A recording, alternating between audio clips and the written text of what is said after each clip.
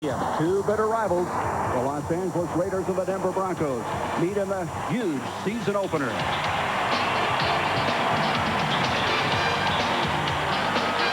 Hi, everybody. I'm Gary Bender. Two old American Football League rivals have been playing since 1960, and frankly, they don't like each other very well. The Raiders have won the last 5, but those 5 games have been decided by a total of 15 points. This game could really set the tone for the season because in the last 4 years, 23 of the 24 division champions have won on opening day.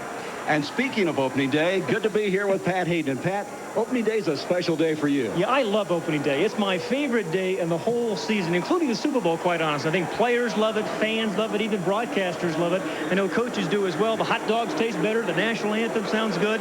But if you're a player, this is a game you look forward to for 7 months because it's been a long, long winter. And remember, both these teams are coming off playoff losses, so they're looking to win this opening game. Well, you know, the Broncos have been very successful on opening day. They have the best record in the AFC. Dan Rizzo is 7-4, and those 4 losses on opening day, he didn't make it to the playoffs. He's got a new slogan: jump on top, stay on top. Well, I'm not sure he's going to be able to do it this year's schedule. It's the most difficult in the NFL. But Dan Reeves, you mentioned his opening day schedule, and this says one thing about Dan Reeves, that his teams are prepared, because in no other game you can be surprised like the opening game of the NFL season, but he has not been surprised very often. Well, when you have John Elway, you don't get surprised that often. He's the winningest quarterback in the NFL the last 8 years. Isn't it hard to imagine that this is John Elway's 10th year as the Bronco quarterback? I still believe he has very unique talents.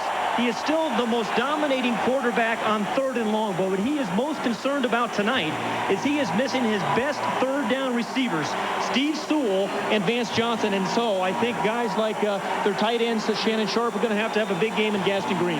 Well, Art Shell has never lost to the Broncos. He's 5-0. He's glad to be in the regular season. He says it's a real deal now. He said the real bullets are flying now. And I think players look forward to the real deal as well, and the real thing, because there's a different tempo about regular season games. You see his success against the Broncos, and what he said yesterday is, we want to make this a close ball game. We're going to play conservatively on offense early in this ball game, and we hope to win in the fourth quarter. He's done that the last 5 times. And Art Shell hopes that Eric Dickerson can return to his prime. He led the NFL in rushing 4 different times. This looks like a perfect Al Davis pick. Yeah, I think Al Davis has done it again with Eric Dickerson. I think he's going to have a very productive year for the Raiders, quite honestly. Here's a guy that really won those 4 rushing titles, but hasn't played a full season the last 2. But remember, for the first time in his career, he doesn't have to carry the load. He's very relaxed. And the big thing about Eric Dickerson, he can still get to the hole, but can he blow by it? That's the question that's going to be answered tonight about Eric Dickerson, and we're going to get a chance to see it, Gary, because the Raiders are going to run Eric Dickerson.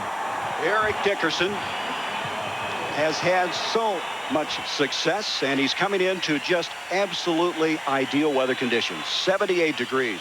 Really a cool day here in the Rocky Mountain area, and what an outstanding place to come for a football game. Mile High Stadium sold out once again, every home game this season, and the crowd here is something special. Eric Dickerson, will see him early as the Raiders want to establish their running game. On the other hand, the Broncos likewise, they want to get their running game going, get Gaston Green underway. And Art Shell, who's in the Pro Football Hall of Fame, and this guy, well, he'd like to be there someday if he could get his game going once again. He needs 300 yards to move up as far as the rushing is concerned and pass Tony Dorsett. Dickerson will be relieved by Nick Bell, who had a 71-yard touchdown run last week in the preseason against the Oilers.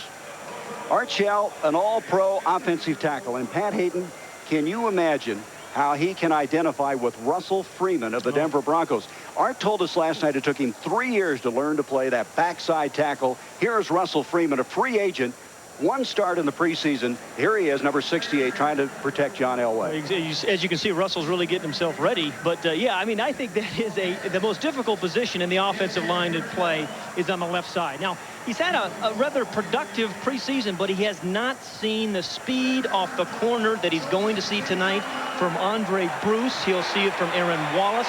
He'll see it from Winston Moss. He'll see it from a lot of guys.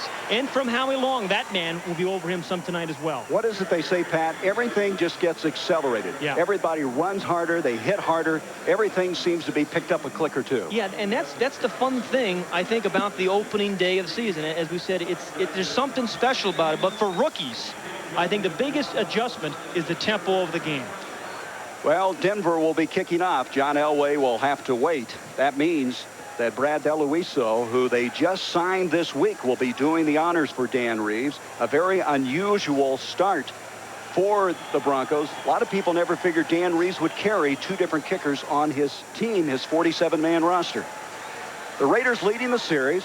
We mentioned they've won the last 5. 5 of those last 15 have gone into overtime. And the games last year, 17-16 and 16-13, won by the Raiders. Well, you know, kickers have a disproportionate role, I think, in wins and losses in the AFC West because they play so many close ball games. And I do anticipate a fourth quarter game tonight. There's DeLuiso. He was cut by Dallas. He lost out in a battle to free agent Lynn Elliott out of Texas Tech.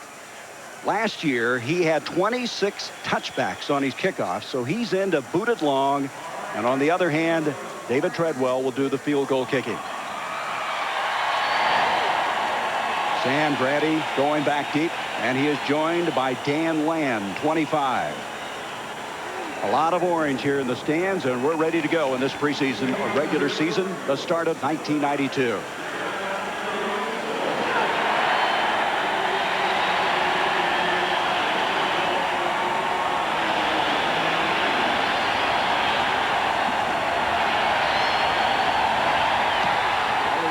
Trying to get the ball into the end zone, and he did just that. Well, that's the first divot into the 92 season for Dan Reeves. Yeah, maybe that's why you keep two kickers. Jay Schrader, who's done very well in the past against Denver. He is 7-1 as a starter. He was a different quarterback in 1991 than he was in 1990. Here are his numbers of a year ago. That was the highest ratio, touchdown to interception ratio in the AFC. And if the Raiders are going to get back to the championship game, they're going to have consistency out of the quarterback position. They did not get that a year ago. From the 20. Smith and Dickerson in the backfield. It'll be Eric. And Eric gets 3 yards out to the 23-yard line, and Kenny Walker making the stop. Let's look now at this Raider offensive forward wall. Very good one. They have 3 All-Pros in Wisniewski, along with Mosbar and Montoya. Dickerson, Smith, Fernandez, and Galt. Galt's had an outstanding preseason for this team, catching 20 balls already. And they're facing the top defense of a year ago in the AFC, the Denver Broncos. They led in 12 different categories. We're having a little trouble with the clock right now. It did not start. Well, it's still preseason for the clock man. He's got to get himself into the rhythm, too. This is red. Time will be kept on the field. The present time is 14:51. Just returning to Jay Schrader. He can play. Jay Schrader can play at a high level, but he hasn't done it consistently enough. And what they want to do, Art Shell has said he wants to do with Jay Schrader tonight, is have the running game control early on, even if it's a couple of 3-and punts. Don't turn the ball over early to this Denver defense. 2nd and 7 now for the Raiders after the delay on the field. It'll be Dickerson again, and Dickerson fighting for that first down. He needs to get to the 30. He appears to be just short of that. It'll bring up 3rd and a yard. We talked about the top-ranked defense in the AFC. Let's look at them. Soche Cregan, very fine nose tackle. Mike Kroll last year, 10 sacks. He was the NFL Defensive Rookie of the Year. Mecklenburg seemingly has been around forever. Now, one of the big changes, out in Montgomery, going for the All-Pro Steve Atwater, who's out with a sprained ankle. We'll watch that very closely. 3rd and less than a yard.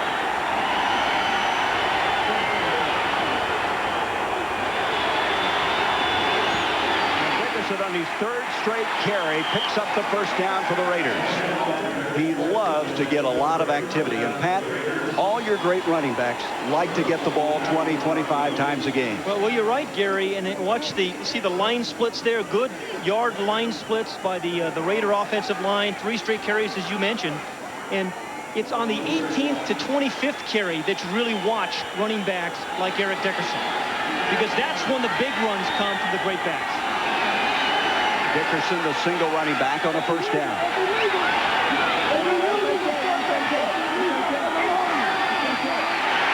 attempting his first pass. Wide open on the far side was Willie Gault, but the connection not made. Brings up second down.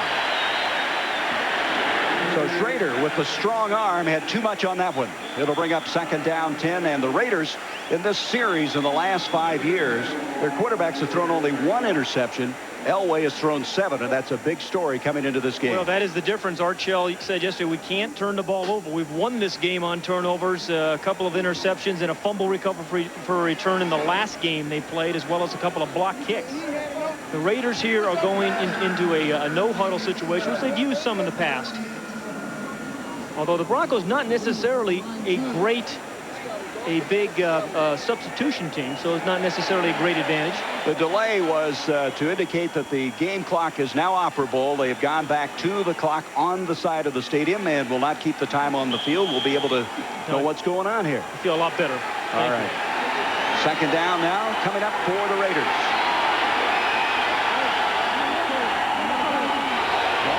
Brown split out.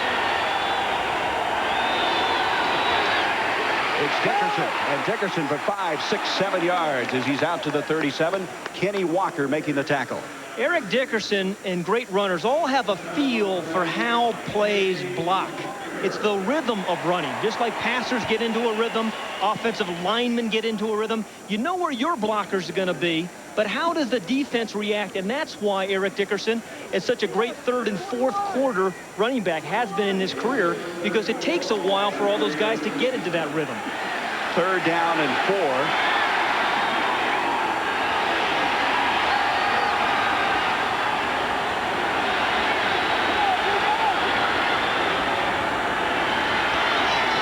Is in motion. Schrader on 3rd and 4. Complete. The catch is made by Tim Brown, who's their big third down receiver. A 22-yard gain to the 41-yard line of Denver. You know, it's kind of surprising because the Denver defensive back said yesterday on 3rd and 3 to 4. You can see number 81 right in the middle of the screen. 3rd and 3 to 4. Tim Brown is featured. Just a simple zone defense. It started with protection now. But what you like about Tim Brown as a quarterback there, he didn't drift off into Never Never Land. Came right down the line and cut off the ball. And Schrader now without a huddle, setting the play at the 41.5-yard line. Dickerson, this is his 5th carry, and he takes it inside the 40 to the 38-yard line. Dickerson was so good. People were questioning whether he'd lost his zest for the game, if his legs were still there. What did Art Shell say? We haven't seen him explode yet. Right. But if he still gets to the hole, that's the issue. But again, I think he doesn't have to carry the load. Then they've got Marcus Allen, they've got Nick Bell. He's got a very designed part of the game that he is supposed to play. 2nd and 5.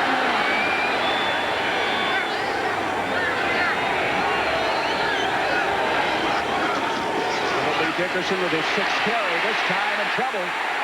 Good effort by Mike Kroll, who was there first. The outstanding second-year player from Nebraska who read it well, and that's the first time they got negative yardage running right at this Denver defense. You know, the Raiders are running this kind of unbalanced line type of situation with an extra tackle in the ball game over there on the right side. But this time they come away from that back to the left. But it's Craig, number 77, who really started first. And Mecklenburg, number 77, who really feeds off his teammates. Individually, he may not be a great player, but knows how to play off players, his teammates, and always seems to take the right angle. And when you take the right angle, you get to the ball carrier quickly. Loss of 1 on the 3rd down now, and 6 are 2 of 2 on this series, and Schrader wants a timeout. So the Raiders will take time to discuss this one. No score from Mile High Stadium. 10:18 to go in this first quarter. The Raiders have been moving the football.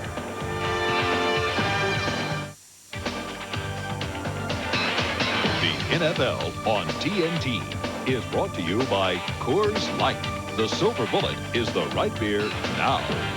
And by Pennzoil, America's #1 selling motor oil for performance, protection, and quality. Wouldn't it be great if your neighbor was Wally Dallenbach, the Keystone Beer Winston Cup driver? Wally, great car. Want to take it for a spin, Dave? A spin? And keep her under 170, Dave. 170? See maybe Wally Dallenbach, or possibly his neighbor Dave, raced the Keystone Beer stock car in the Winston Cup Series. Well, how'd you drive, Dave? Well, she drifts a little in 3. No problem. But we need to bleed the brakes. Wouldn't that be great? I drive a race car for a living. I depend on the parts and pieces in my car. And I feel so confident knowing that Pennzoil is protecting the moving parts inside of my engine. Pennzoil's quality and protection give me the confidence I need to do my job without second thought. The protection that Pennzoil offers this race team makes us feel great. That's why I have the confidence to use it on the street and in my race car. I recommend Pennzoil to everybody. Pennzoil, performance, protection, quality. The Raiders calling timeout. Art Shell, Terry Robisky visiting with Jay Schrader. One thing they want Schrader to do is show patience this year in running the team. Yeah, they feel the defense is so good, they don't want to have him throw the ball into coverage like he did a year ago early in the season. He's got a big arm, and he believes in his arm so much, but they're trying to get him away from trying to do it all himself. When Jay Schrader has been successful, Gary, he has thrown the ball on running downs. Well, he's got a running attack, evidently, that he can complement as they come to a 3rd down and 6.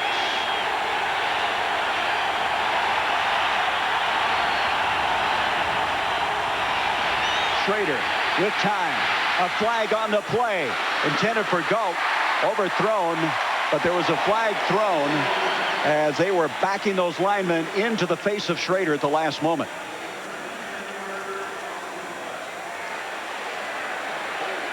It's going to be a holding call, and he is pointing towards Denver. That should be an automatic first. Good protection on that play. Yeah. Schrader had the time. That line is something up the middle. 3 all-pro players. Illegal use of the hands. Hands on the face mask. Number 99 on the defense. 5 yards. First down. That's Shane Dronette, the rookie from Texas, the 2nd-round draft pick, number 99, guilty of that. So that gives him the automatic first down to the 34 of Denver. There's Dronette. They say he's always getting his hands up, batting the ball down. Well, this time he got his hands in the wrong place. Dickerson remains in the backfield. Drive taking a lot of time. 10-11 left in the first quarter. Schrader has it stripped. The ball is loose. Denver's picked it up. Running with the football is Michael Brooks, and Brooks is going to take it in for the touchdown. It was Mecklenburg, I think, that stripped it, and Brooks who picked it up.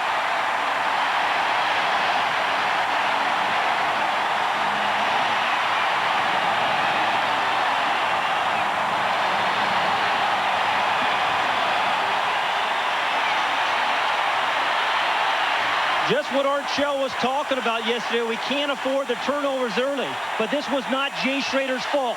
A lot of people around. Now, Mecklenburg, sometimes you can't make the sack. But when you're close, you make a play. You make the guy fumble the ball, and that's just what they did there. And Michael Brooks had the speed to take it in. 54 yards. We mentioned the last 5 games, it's been the Broncos turning the ball over. At this time, the turnover gives them 6 as Treadwell adds the point after. 7-0 Denver.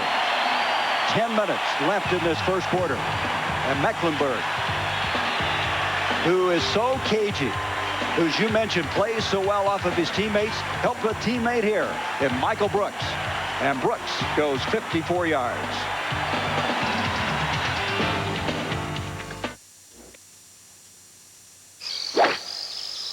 Go to the ultimate Labor Day weekend truck sale at your Greater Denver Toyota dealers. Go to the weekend truck sale for a huge selection of 92 Toyota trucks. Go to the ultimate Labor Day weekend truck sale for big savings, huge dealer discounts, special financing, and extra value packages. Go to the ultimate Labor Day weekend truck sale for your last chance to save big. See your Greater Denver Toyota dealers now. Well, there's a big sale at Soundtrack where the prices are so low. Soundtrack won't play games with the biggest names, the ones that we all know, like a Sony, a Mitsubishi, a Panasonic, a JVC. At Soundtrack, the prices are so low. Yeah. Oh, thank you. Oh, thank you. I love you people. Soundtrack. Big names, little prices. Guaranteed. Introducing the Great American Cheeseburger with an Italian accent. It's Wendy's new 99-cent Junior Mozzarella Cheeseburger. It's a thick slice of rich mozzarella melted on top of Wendy's fresh beef. And to make it even more delicious, we created a zesty Italian herb sauce. Wendy's 99-cent Junior Mozzarella Cheeseburger. A delicious new addition to Wendy's 99-cent super value menu. Okay, Dave, you're on. It's amore.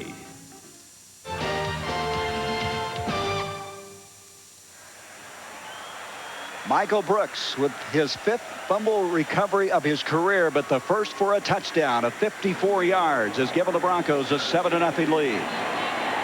Eloiso will kick off.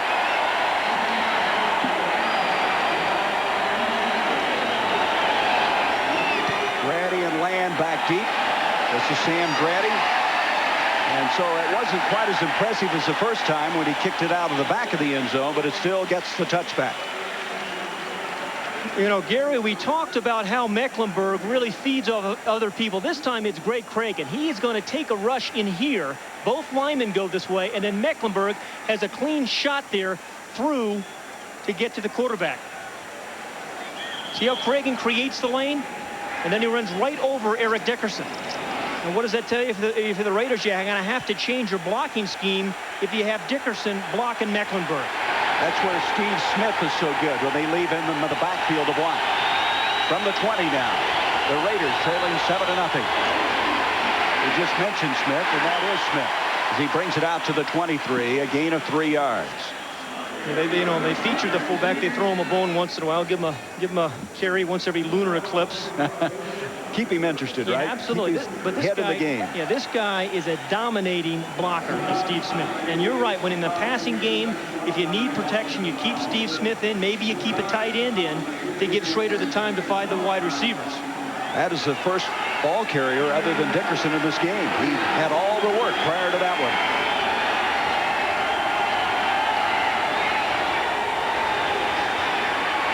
On a second down, a helmet has come off.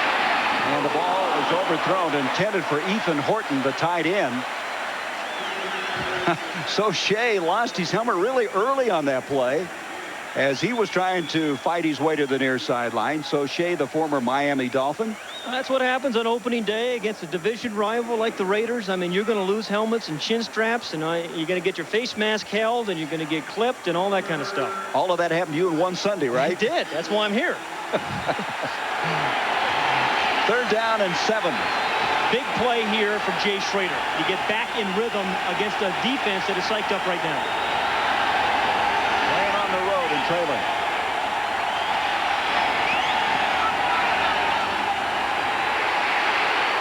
Stepping up. He's going to have to get out of there. He's flushed out, slides, and he's got the first down. Jay Schrader, who's a big guy. You forget he's 6'4", weighs 215 pounds. Did a very good job picking up 8 yards on the play. Now, the thing about this offensive line for the Raiders, watch how many the gaps in there. See how many gaps there are? And they're going to give him plenty of passing lanes and time to throw the ball. He had a passing lane to his left. He ducked to his right. Now watch him look. You see him look to his right? He saw where the first down marker was before he went down. You also saw Montgomery coming up, and he will hit you. Out Montgomery playing in place of the All-Pro Steve Atwater. First down from the 31. Schrader to Ethan Horton, and the tight end's got it at the 40-yard line of Denver. Dennis Smith was over there, but a 27-yard completion, and Horton coming off of a Pro Bowl year. Well, he should have a big game in the Raider tonight and for the Raiders, as you see him come off the line here. But you got to hold him up. If you let a tight end like Horton release like that without jamming at the line of scrimmage, he has too much opportunity to get open over the middle. But with the wide receivers they have, Gary, with the speed outside, Ethan Horton ought to catch a lot of balls in the middle of the field. A former running back, which has been a way the Raiders have gone so many times, moving a running back to tight end. From the 40, first down, this is Smith, and Smith maybe a yard. Mecklenburg was in there first. When you look at this Denver defense, they led in 12 different categories. They had 52 sacks, 23 interceptions, A lot of people feel this is as good as that Orange Crush defense that they had in 1977. Well, you know, they have a good combination. There's Wade Phillips, the defensive coordinator. Good combination of some younger players and some older veterans as well. They've got pass rushers.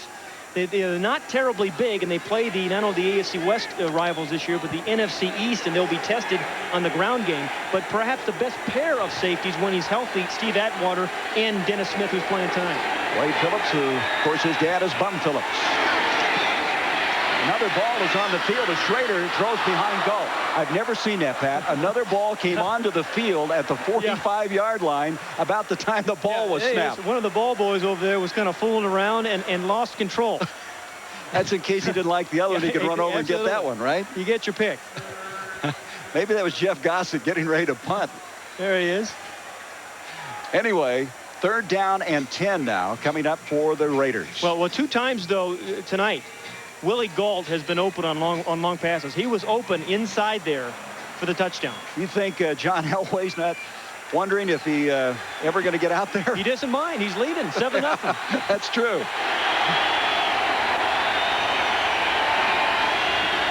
Schrader on the 3rd and 10. Being pressured by Cole, and it's intercepted. It's picked up. That is Lilo Lang, and Lang takes it to the 35-yard line.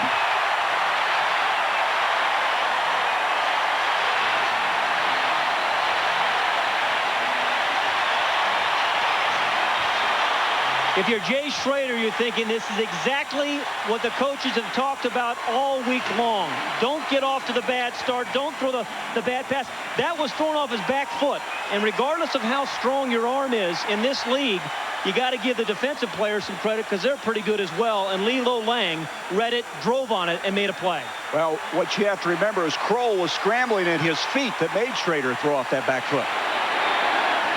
1st down inside the 35, and Elway finally gets a chance. Robert Perryman in motion. Elway being chased. Dumps it low to Gaston Green. Incomplete. And Elway rolled up back at the 50-yard line. But John Elway, the winningest coach in the NFL the last 8 years.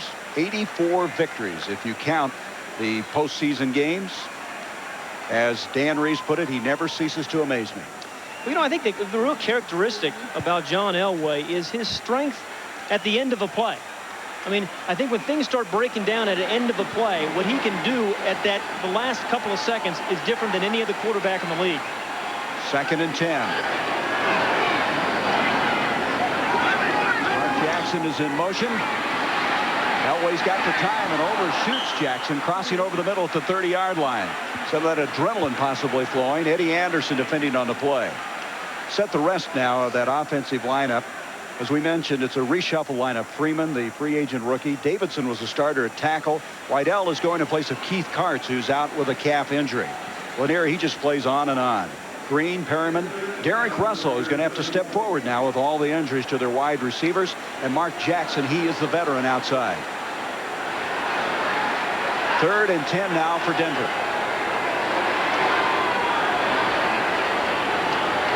From the shotgun,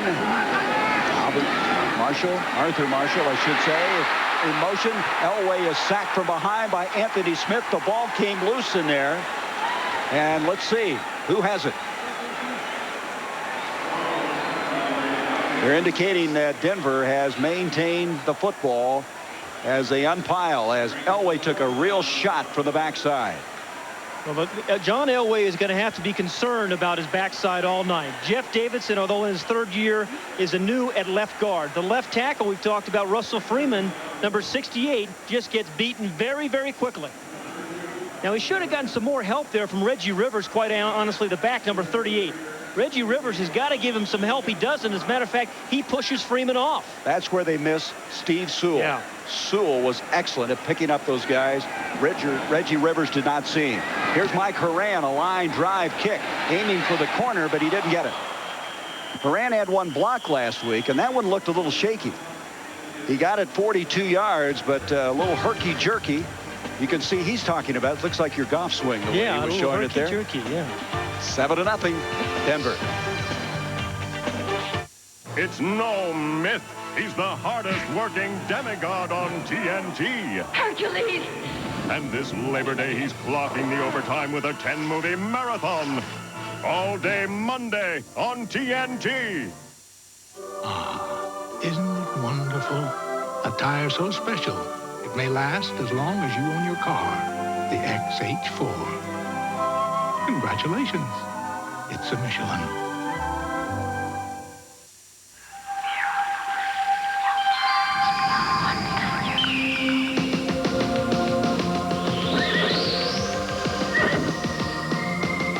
Aspen Cologne for men. Aspen, now. Hello? Jean? I thought you were getting out. Oh, hi, Ellen. Well, the doctor said more tests.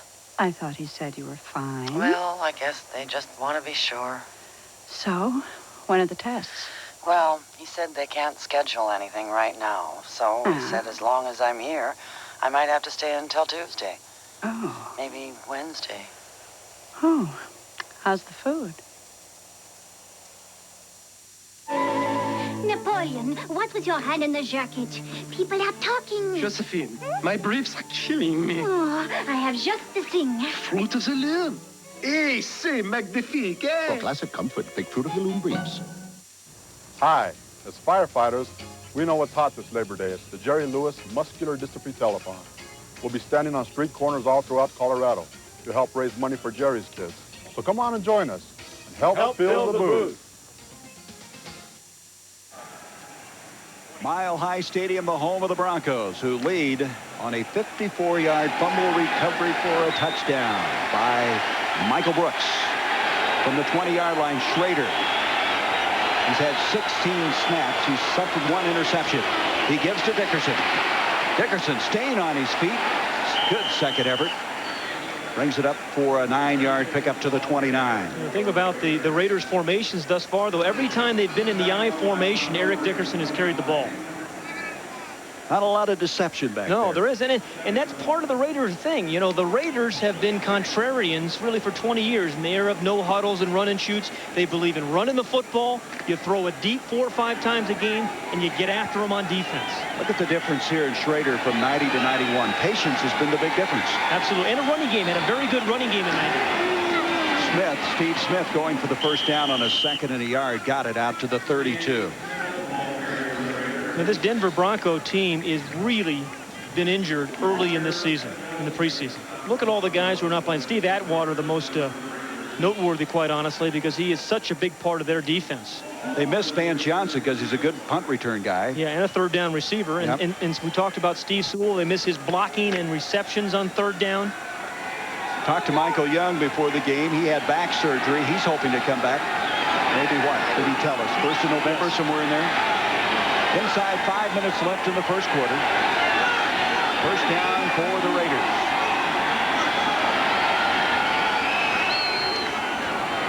Eric Dickerson's got the hole, and Dennis Smith wraps him up at the 40-yard line. That's one of those tackles you better make it, because Dickerson, being a great cutback runner, had bigger and better ideas of going further. Well, the Denver Broncos safeties, quite honestly, Dennis Smith, are like linebackers. And between the two teams, you're going to see the best tacklers at safety in the NFL. And really, that's a real win there for Dennis Smith. You would think that Eric Dickerson might just blow right by him on the outside, and that's one of the questions that Art Shell wanted answered tonight. 2nd down and 2. Ethan Horton in motion. Dickerson again, and Dickerson has the first down, just short of the 45-yard line. Dennis Smith there again. The thing about Eric Dickerson, too, is we've talked about how he gets stronger, and most of his yards have come in the 3rd and 4th quarter. You know, during his Ram years, quite honestly, he had created a lot of soft tackles. But what you're seeing in this attack tonight, running from, he didn't get hit very hard, but when you're running from tackle to tackle, as he is tonight, with the Raiders, you're going to take a lot more hits and a lot more punishment. Max Montoya, the 36-year-old veteran at right guard, threw a good block on the last play. First down. Dickerson again. This time, good reaction by that Denver defense, in particular Brooks, who's already had the big fumble recovery for a touchdown. Brooks has led them in tackles the last 2 years. Denver linebackers as a group are really exceptional. They really are. But Gary, look at the gaps here. See the big line splits? What they want is this guy, Mosbar and Cragen on an island, and then create these running lanes right here for Eric Dickerson. That time, Michael Brooks just did not stay blocked. Boy, Mosbar, so tall, those long arms. Unusually tall for a center. 2nd down, 10. Smith across the 50. He's got the first down as he lunges to the 45. Carl Mecklenburg made the stop. He's getting quite a bit of activity. Yeah, he is. And, you know, this is just the kind of drive that a Jay Schrader needs right now. And you come back, you have a fumble, you have an interception, your team is down by 7 points, you're playing in a hostile environment on opening night. You need to have something methodical to get you back in rhythm. And offensive linemen get in rhythm by running the football. Are you ready for this? Denver's defense has been on the field all but 33 seconds of this quarter, and we have 2:11 left in it. But they're still leading. Schrader again. This is Fernandez, Mervin Fernandez. All these receivers are so good after they catch the ball to get additional yardage. That's an 18-yard gain by Fernandez. Brooks made the tackle. The thing about Mervin Fernandez is that he can run all sorts of different kind of routes. Some guys run out routes, some guys run inside, but Mervin Fernandez can give you a lot of different kind of routes. This one's just a little simple out. Well thrown that time by Schrader. Coming back to the ball, which Raider receivers have been doing for 20 years. And then he picks up another 6-8 yards. And that's one of the things you measure with these Raider receivers, how many yards after the catch. Schrader 3 of 7, 68 yards, the 1 interception.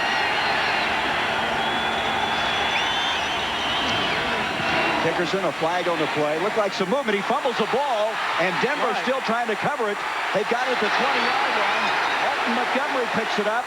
Montgomery gets a block on Schrader, and down there trying to make the tackle is Galt. A big block thrown by Tyrone Braxton, and to the 15-yard line goes Montgomery. Now, what's the flag all about? I want to tell you, though, Jay Schrader did a great job of saving a touchdown. No matter what happens with the flag, Jay Schrader deserves some credit. He got blocked 2 or 3 different times, but still made the play. Boy, that's got to be an awful feeling, though, after you throw an interception or a fumble or anything. Illegal motion. Left guard. That penalty is declined. So it's going to stand. 66 yards is what that return is to the 15-yard line. And so, even though Denver has not had their offense on the field, their defense has done the job. 3 possessions now by the Raiders, 3 turnovers. Yeah, and again, that is the difference in NFL games. And you can talk about throwing the ball and you can everything else, but it's turnovers that's always the determining factor. I think a bunch of guys stopped and slowed down here. Now, in the old days, when they had replay, they'd look at that and see if he was down by contact. Absolutely, but again, there's no instant replay in 1992. Green and Perriman in the backfield. 7-0 Denver. 1:01 to go in the first quarter. Gaston Green, maybe a yard. Denver did not establish their, now we've got a fight breaking out. Denver did not establish their running game in the preseason, but one of the reasons they felt is they didn't use Gaston Green that much. Well, you know, Gary, you really have to be patient with Gaston Green because you're going to get a lot of runs just like that. There's, you see what's happened the last 5 games among these teams, the turnovers. Complete reversal, yeah, isn't absolutely.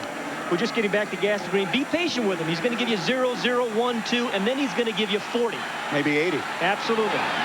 2nd down, 9. Perriman and Green to the backfield. He has Jackson in motion. Get to Gaston Green. Green maybe a yard again, maybe 2, and shoved back. Crowd not liking how they handled him, but that's Raider football. Yeah. They're rough and tumble.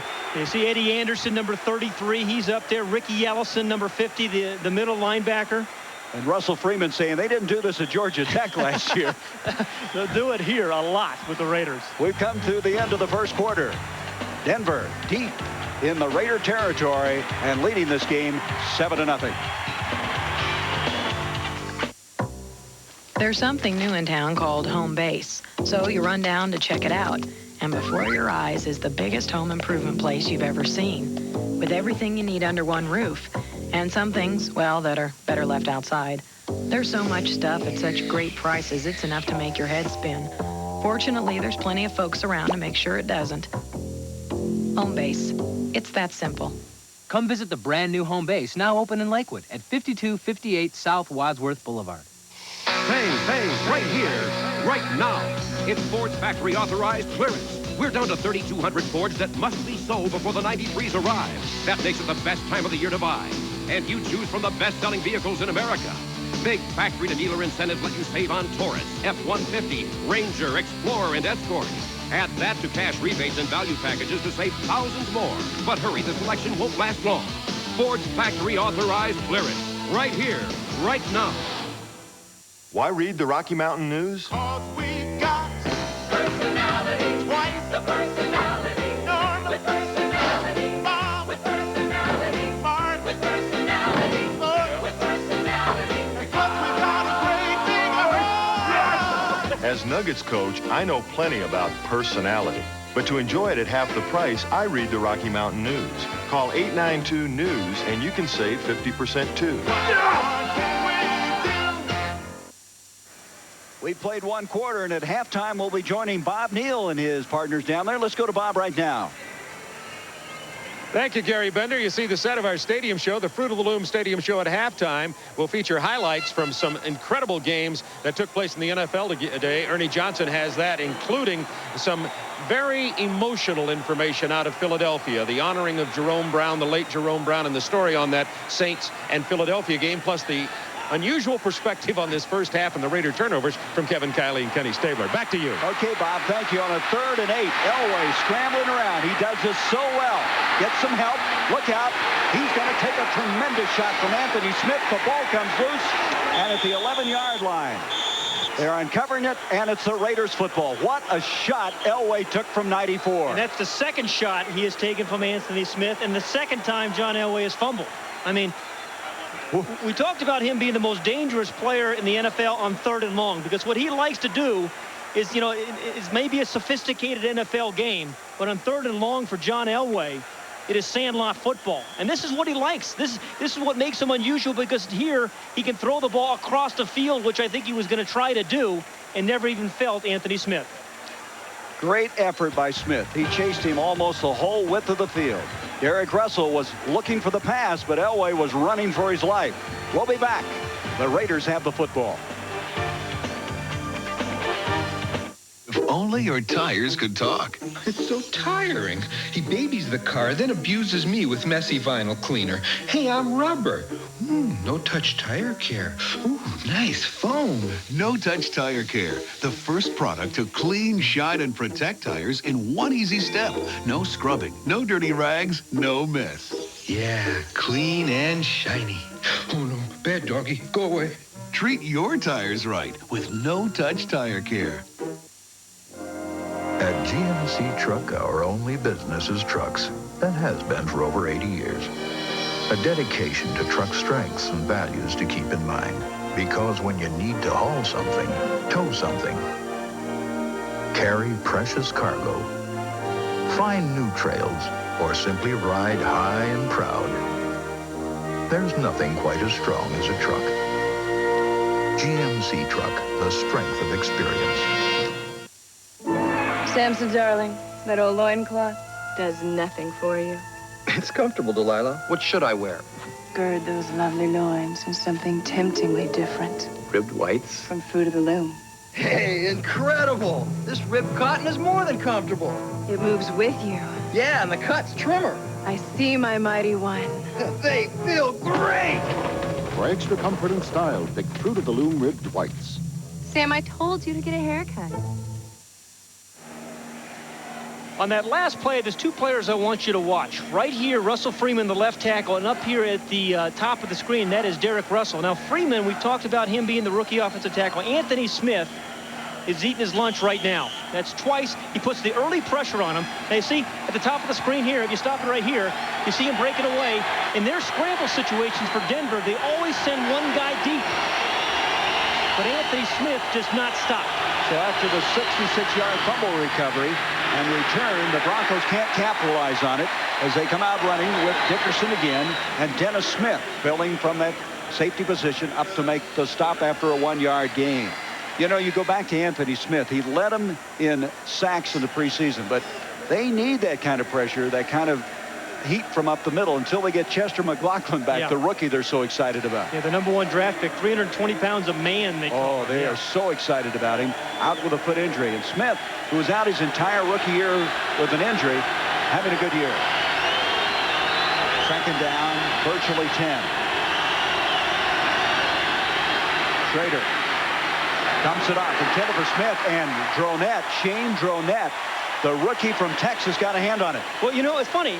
The coaches were saying every day in practice and every preseason game, Shane Dronette has tipped the ball. Yep. You know, some guys just have that knack of being able to get the hands up at the right moment, and Shane Dronette is one of those guys, number 99. I mean, he did it in college at Texas. He did it in the preseason. He's done it every day in practice.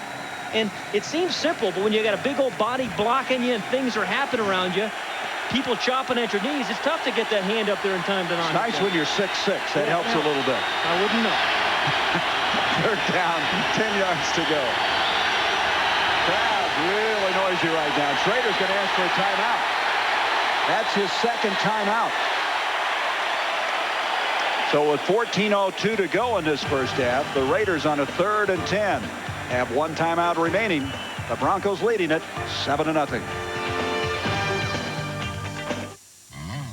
The NFL on TNT is brought to you by Budweiser, nothing beats a Bud, and by GMC Truck, the strength of experience. 45, even 45 cents, even 46 per pound, $4,700 phone, tiny young 47.5. What'll it be, fellas? Make it a Bud Light. Sorry, this is the last one. Well, I think I'd take that one. What do you want to give for it? I'm a 2 and a 10. Give me 10, a 20 big. Give me 29, 30. Give me 39, 40 big. Give me 49, 50. Give me 59, 60 big. Give me 69, 70. Give me 79, 80. If you want great taste that won't fill you up and never let you down, make it a Bud Light. Bud Light, please. Sorry, boys. This is the last one.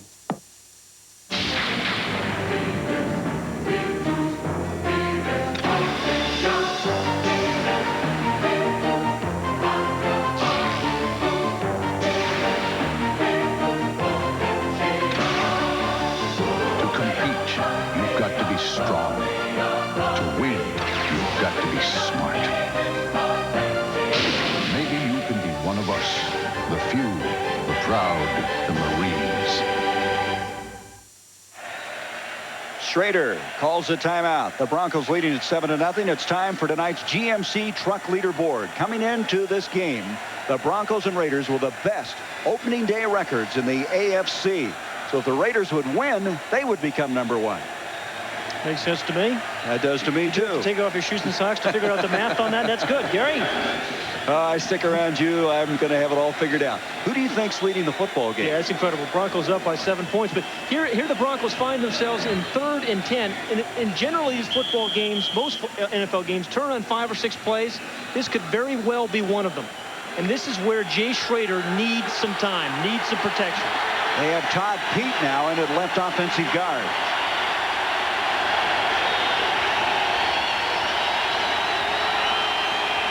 In motion, Schrader rolling to the end zone. Finds the time. There's a flag.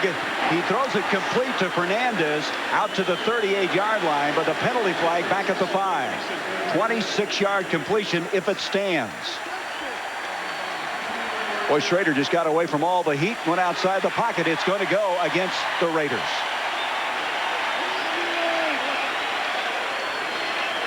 Archell said we have to fight through the emotion early in this game, the tide of the fans. Holding number 29 on the offense. Half the distance to the goal, still 3rd down.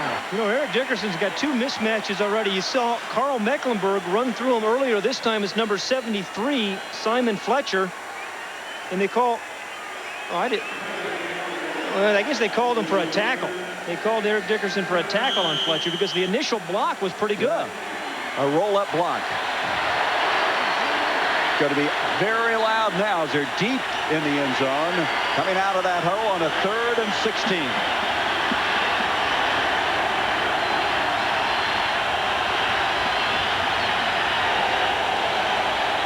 Schrader will give it to Dickerson, and Dickerson wrapped up very effectively by Mike Kroll.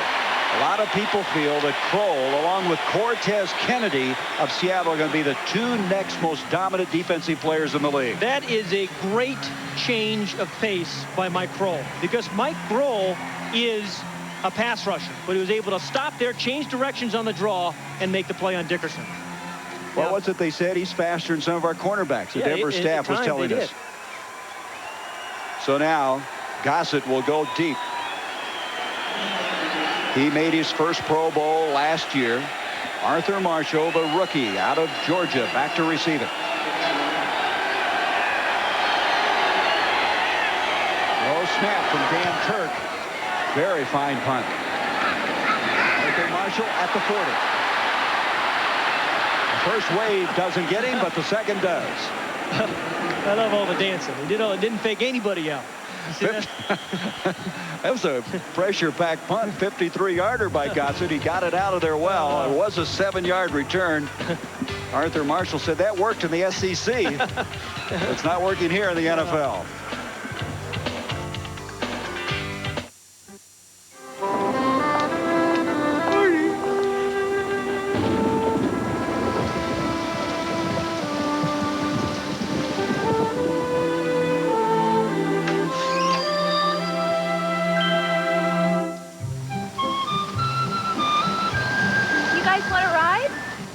Is this thing yours? Yep. For another 55 minutes it is.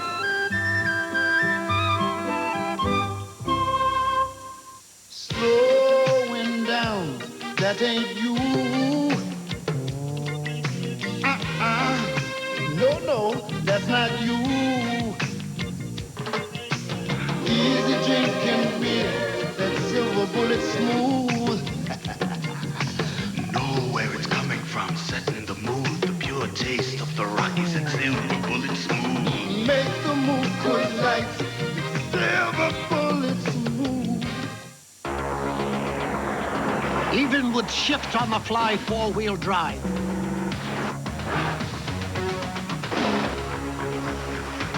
High track independent front suspension. And a rugged fuel-injected V6. There are still some places you'd never dream of taking your family unless you owned a Toyota 4Runner. Go ahead, put yourself out there.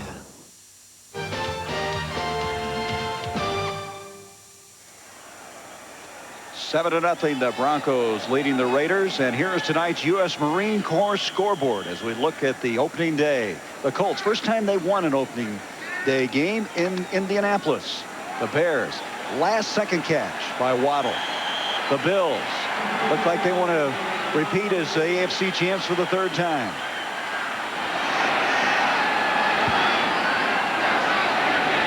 First down 10. We'll check the rest of the scoreboard when we get a chance.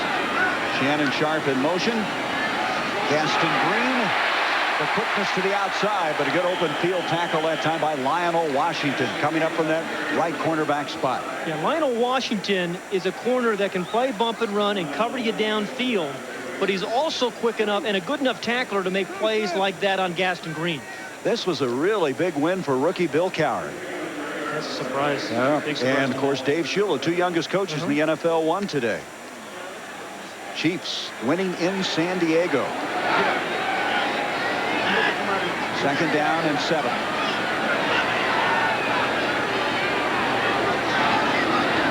Sharp in motion again.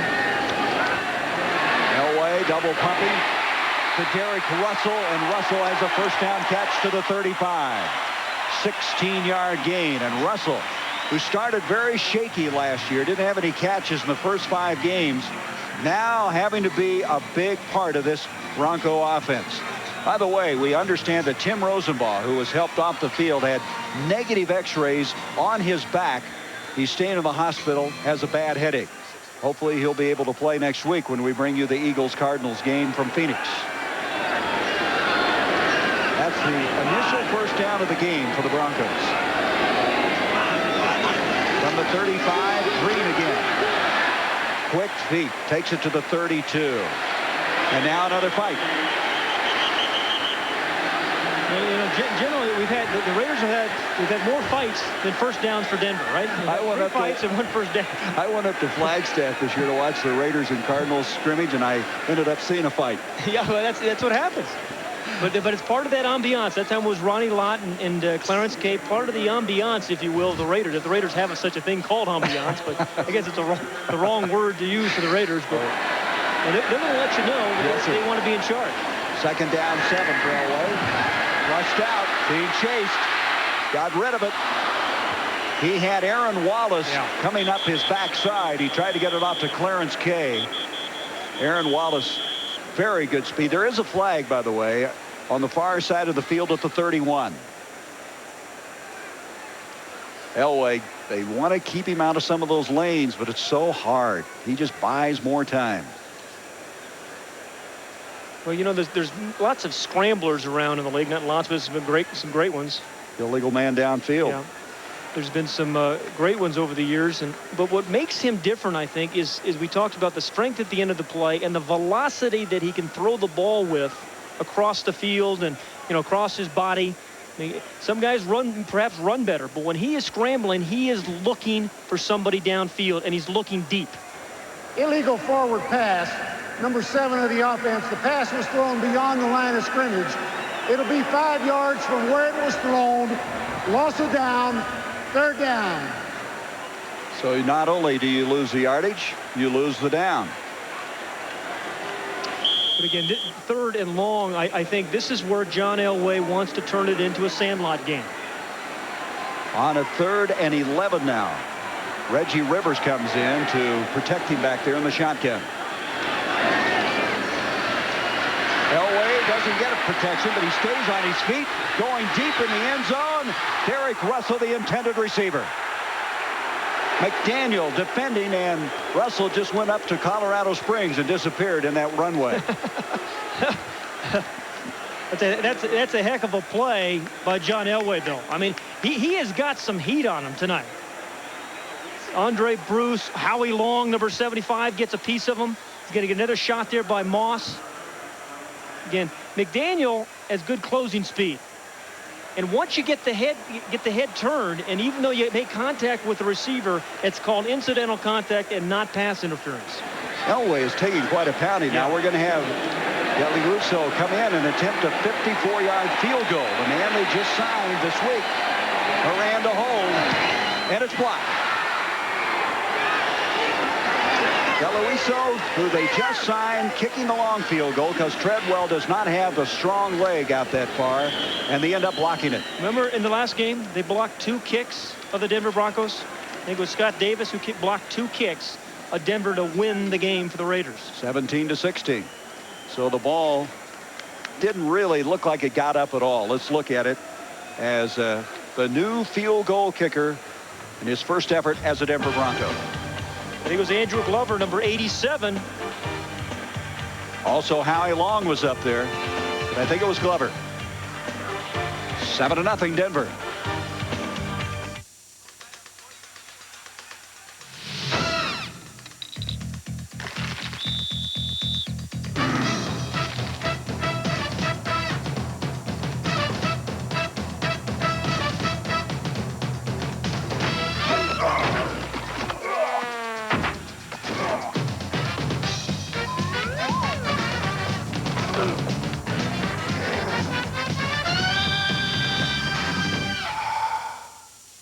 I drive a race car for a living.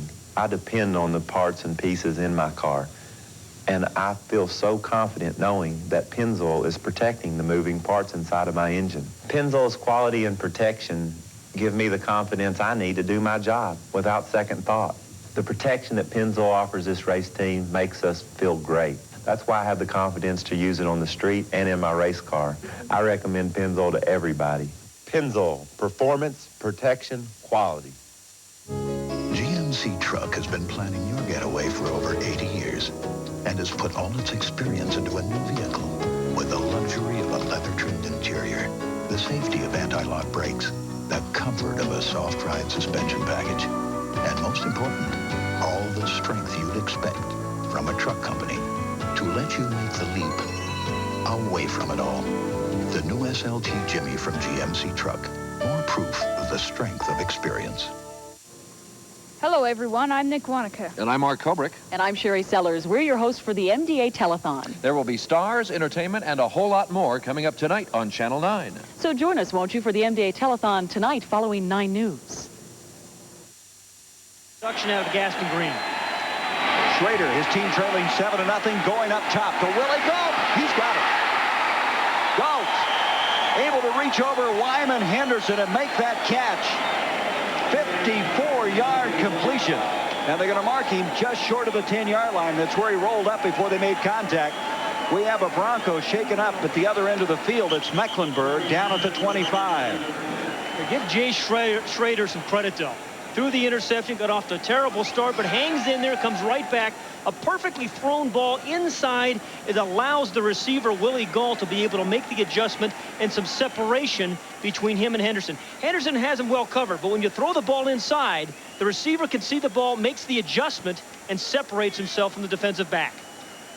Galt really didn't advertise that ball was coming either. Kept those hands down. This is Mecklenburg, we mentioned, and the guy who's been to the Pro Bowl 5 times, getting up. Hopefully he is not seriously hurt.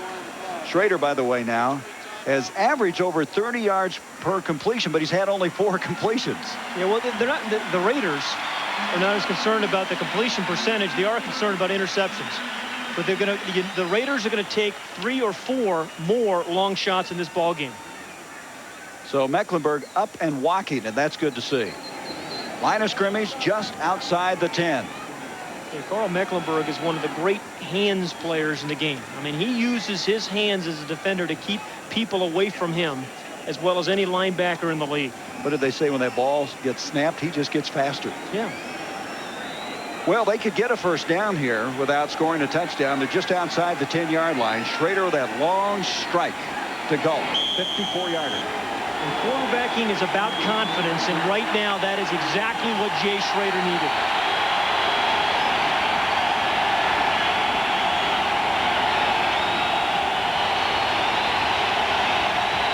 New running backs, Bell and Derek Gaynor. And it's Derek Gaynor who was cut this week and then re-signed, and they then released Vince Evans, the third quarterback, and he takes it close to the 6-yard line. Terry Robeski, he's going to signal, wig-wag the plays in. When you think about Art Shell as a head coach with the Raiders, I think offensive linemen have to be good communicators, and good communicators make good head coaches, and that's what Art Shell is. Madden was before him with the Raiders, a great communicator, and so is Art Shell. And Madden was one of his strongest supporters. 2nd down and 4. Tim Brown in motion. Again, straight ahead, close to the goal line. Ethan Horton signaling touchdown, but they're going to be short of that. Here is where the Raiders have a distinct advantage. They're 20 pounds approximately heavier per man in the offensive line than the Denver defensive line. They're going to measure to see if they got a 1st and goal. If not, it'll be a 3rd down coming up. See, with the way defenses are played inside the 15-yard line in the NFL today, Gary, I think you really have to be able to run the ball inside the 10, because people used to play man for man inside the 10. You ran all those pick plays and crossing routes for touchdowns, but everybody's playing zone down here, so you must be able to run the ball. Well, did they get the 1st and goal? They did. He got it by a postage stamp. 1st and goal now for the Raiders, trying to get on the scoreboard. And again, that was a big hole there for Derek Gaynor. The splits of the Raider offensive linemen help that, and then the way they stay on their blocks and finish their blocks is the difference. They got Bell at 250 pounds at one of the running backs. Gaynor at 240. It's going to be Bell this time. Nick Bell fighting into the goal line and into the end zone for the touchdown.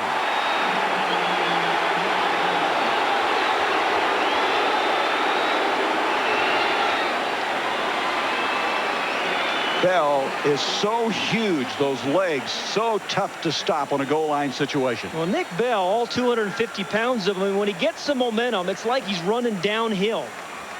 And that's just what happened there.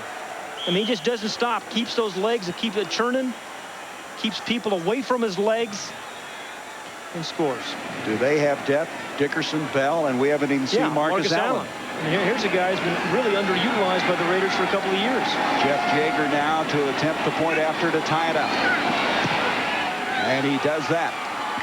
So it's 7 even. 8:03 left to go in this first half. So the Raiders have fought through some difficulty to tie this game up. And their second round draft pick of a year ago from Iowa, Nick Bell, scored the touchdown. Gentlemen, we have a problem. A new cola has been introduced in America. How could a cola be a problem? Our beverage comes from a spring. It has no artificial colors. Neither does this. But ours has no caffeine. Neither does this. But ours has no preservative. Neither does this. Ah, but ours has no taste. Introducing Crystal Pepsi. You've never seen or tasted anything like it. I'd like to ask you something. What if there's a place where you could get some of the best tasting food you've ever had? And it's all you can eat at one low price.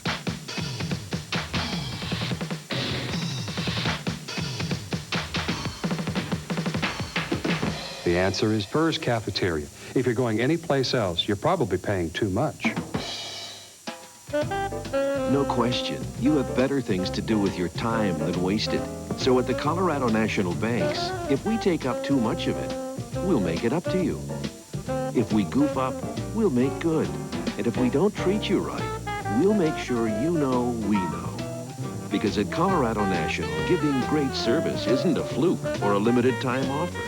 It's a 130-year tradition you can count on. Yes, you can.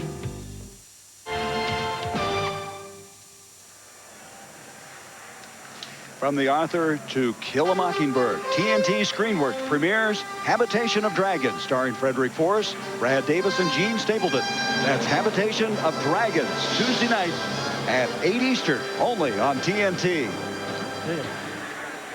Frederick Forrest has got a perfect name for that movie, doesn't he? You got a great voiceover, voice for voiceovers. That's Habitation good. of Dragons. I know a few homes that have Habitations of Dragons. I heard it. Jaeger kicking off. It'll be Marshall, the rookie. And he brings it out to the 14-yard line. Got very good height on that kickoff. Had to wait a long time. So Denver offensively has really done nothing.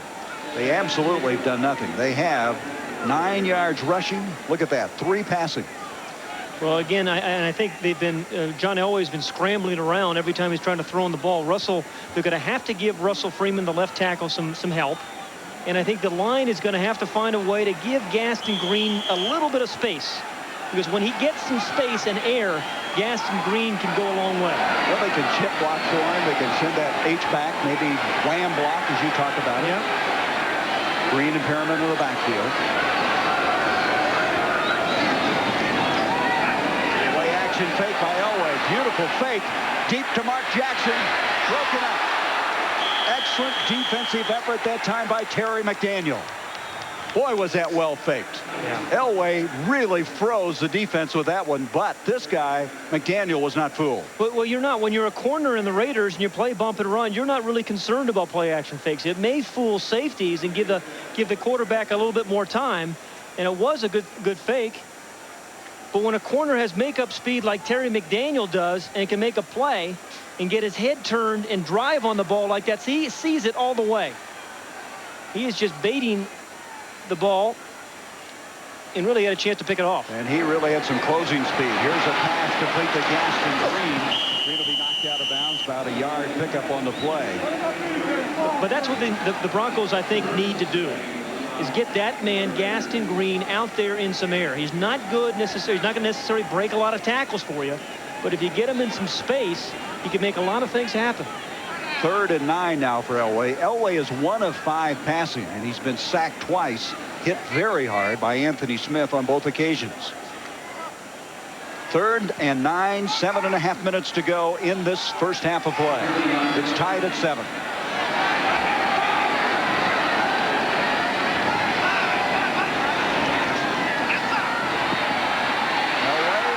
little pressure coming, and right through the arms of Mark Jackson. There is a flag at the line of scrimmage. Jackson trying to come back to the football. Ronnie Lott, who will rough you up a little bit, was on top of him. But there's a flag away from where they were. That's going to be on the Raiders. Should be the automatic first. They had a 3rd and 9. That could be a big break for this Denver team and get them started. You know, a year ago, Denver went 12-4, and when they were one of the few teams in the NFL, Gary, to have more rushes than passes, and they really have not had that production at all tonight with their runs. We understand that Carl Mecklenburg, we saw him walk off the field a while ago. He is able to return to the game, and that's good news. Hyperextended left knee was the diagnosis on number 77. Well, they're still discussing it. It's the first regular season game for the officials, as Red Cashin, who was the official for the Raiders' last preseason game last week against the Oilers. Boy, this 3rd down again. This is exactly what John Elway yesterday was saying. Gosh, I miss Steve Sewell as a receiver, as a blocker on 3rd downs. There is no foul on the play. 3rd down. Wow, that brings up 4th down. And look at Dan Reeves. He is not very happy about that. He's saying, what? Are you kidding me? And he's going to have it explained by the field judge, but I don't think any explanation will make him feel better. 4th down. Moran to punt from the goal line. This is Tim Brown. Pro Bowl return specialist. Beautiful punt. At the 40 is Brown. First man misses him. He gets to the far side and takes it to the 50-yard line. Tim Brown is exciting. A 9-yard return. Moran with a punt of 45 yards. I tell you, Elvis Patterson for the Raiders is a great special team player. Watch your number 43 right here at the top of the screen. This is a guy. He did make a play here, but he always makes his presence known. He's going to rough you up. He's going to talk to you a little bit. You know, he's the guy who's saying this week, I will make the play. Yep. I will make the play, he said. He thinks he's a ghost. Didn't Yeah. he say they don't see me out there? You know, I can slip through and make these tackles because I'm a ghost. No, he is a great special teams player, and he will win at least one game this year for the Raiders by himself on special teams. This is the best starting position field-wise for the Raiders tonight. They started just short of the 50. Smith and Bell in the backfield. And Bell at 250 pounds and still going. He takes it inside the 35 to the 33, and there's a flag. Wow. 18-yard run by this Iowa product. He gets those shoulders turned up the field. He is something to get in the way of. It's going to be holding against the Raiders. And Shell doesn't like that, as Art Shell, who was such an outstanding offensive lineman in his own right. Holding during the run. Number 88 of the offense. 10 yards, still first down. Well, it wasn't an interior lineman. He won't be as upset. It'll be Ethan Horton. I thought maybe he's one of those tackles or guards, and he was going to get on their case pretty good. Remember when Art Shell played left tackle, how the Raiders were one of the few left-handed teams in football? They got a big run on the left side that time. It was a terrific block by Steve Smith, the lead back. And then Nick Bell, he's one of those guys, I don't think you can go high against Nick Bell. I think you need to go low at his legs. Those huge thighs, you just can't wrap him up. So the 18-yard run is negated. It's now 1st and 20 from the 40-yard line. Schrader, nobody there. Dalton was the closest. And Schrader getting up slowly. He took a real shot that time when he released the ball. Just no place to go that time. He did get rid of it, but that's all he was able to do. It was Greg Cragen who was actually in Schrader's face. There's Cragen, the nose tackle. Many people feel he's one of the top 3 nose tackles in the NFL. Well, you know what he does so well? He gets his hands on the center, and he gets rid of the center very quickly. A lot of people say he defensively holds and throws you away, but he gets rid of the center and makes plays. He's out of there right now, getting a breather on a 2nd and 20. Bell and Gainer in the backfield. Bell by 5 yards, maybe 6, moving the pile forward. Mecklenburg back in the ball game after that injury to the leg, and Michael Brooks there to make the stop. Bell had a 71-yard touchdown run last week. And Marcus Allen now comes into the ball game. He's been slowed by an injury just above the Achilles tendon, but they wanted to use him more on goal line and 10 yards in, but he's come in now. You know, this is a guy I think has been underappreciated by the Raiders for a couple of years now. He has been injured, but this guy blocks, he catches, and he can run. 3rd and 15 for Los Angeles. Timmy Brown in motion. Schrader sprinting away from trouble. Gets a block from Mosbar. Kroll gives chase, and he has to get rid of it.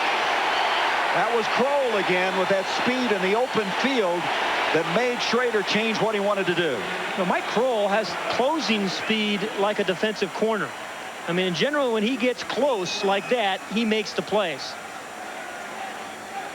You know, he can recover. He's got tremendous speed off the corner, but surprisingly, Gary, he's a good inside rusher, not just an off-the-corner guy. Last year, he missed 3 games. He had the chicken pox. That was the best break the opponent had all year long. Coming up next week will be in Sun Devil Stadium, the Eagles against the Cardinals. Gossett now. Let's see if he can do what he does so well, directionally punt this ball. Yeah, he's got a great center, great coverage, and a great directional punt on the big rush was put on. Arthur Marshall over there lets it go out, and that's what he does so well. Let's see where they stop coming up the field. They're still walking out to the 15, 16, about the 17-yard line is where they're going to mark it. Last week he had 2 that went out on the 2-yard line. Yes, and Gossett is complaining to the referee because he felt that ball knocked down out the 10-yard line, and that's why he drives it low. You can see him off the right side. And watch the snap, well placed. Now, see, he keeps it low so the officials don't have a hard time really marking it. That's one of the reasons he does it. You know, officials always seem confused on that play where the ball goes out. Well, Gossett didn't exactly like the mark, did he? From the 17-yard line now, Gaston Green drawing a crowd as he comes out to the 20-yard line. Well, Denver was concerned about establishing the running game. And, Pat, as of right now, there really hasn't been anything to get excited about if you're Dan Reeves. There really hasn't been. And I think if Denver is going to get some production on offense, they're going to have to get the ball to Shannon Sharp. He's number 84. He is their H-back. He's just come back into the ballgame. This is a guy they feel can play wide receiver. He can play tight end. They can move him. And he has speed to get deep, but he has not caught the ball tonight. Denver's carried the ball 6 times for 13 yards. 2nd and 7. Sharp, the guy Pat was talking about, in motion to Gaston Green, trying to get the corner, and doesn't quite get it done because 99 Winston Moss caught him around the shoe tops and was able to stop him there. Well, you know, it was interesting. Howie Long said about Winston Moss last night. Winston Moss is the best linebacker I've ever seen. So this guy can make plays from sideline to sideline. Stay with us at halftime for the Fruit of the Loom halftime report. Bob Neal, Kenny the Snake Stabler, and Kevin Kiley will analyze the first half of action. Ernie Johnson has all the scores and highlights from today's NFL opening day. On 3rd down tonight, Denver's 0 for 4, and this is a 3rd and 5.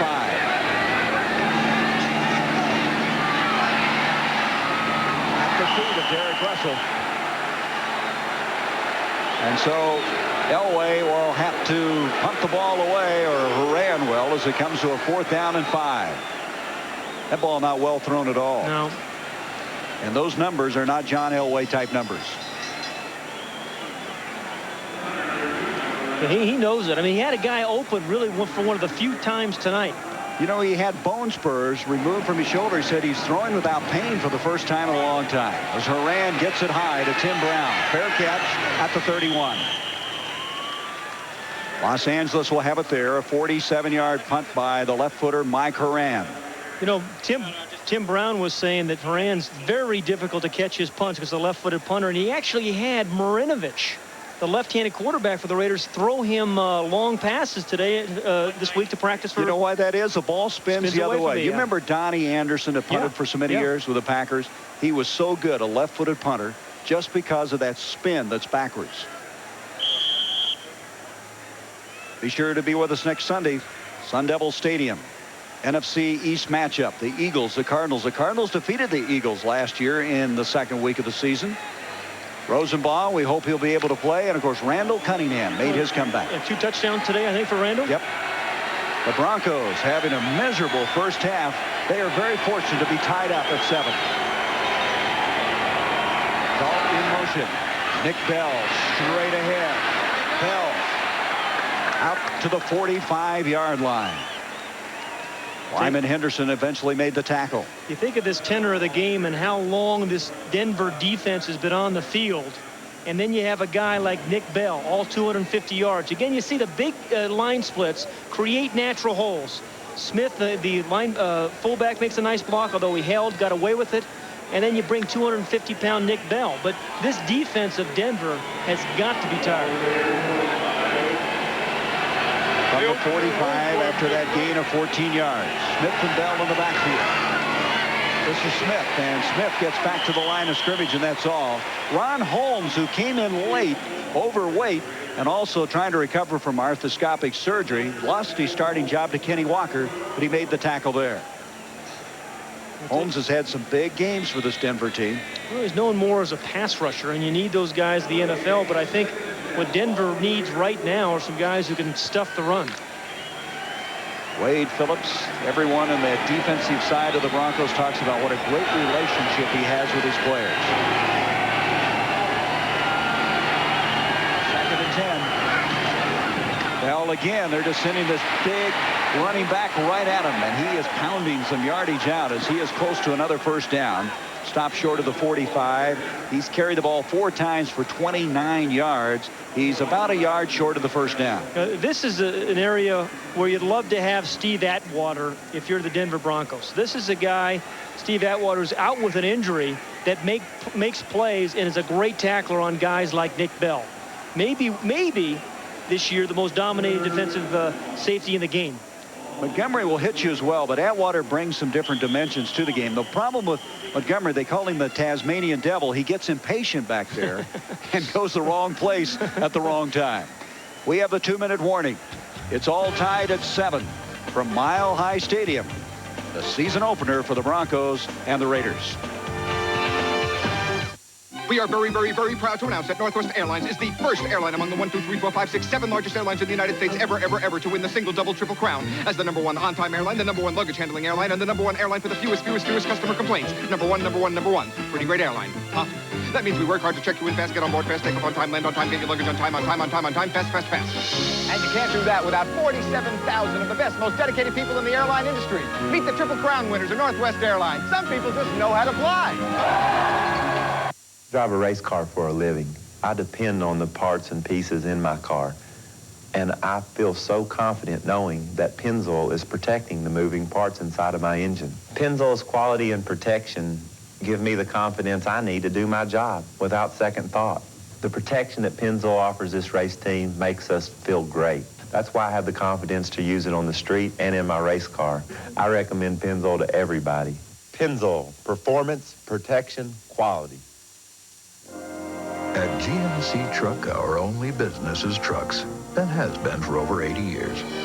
A dedication to truck strengths and values to keep in mind.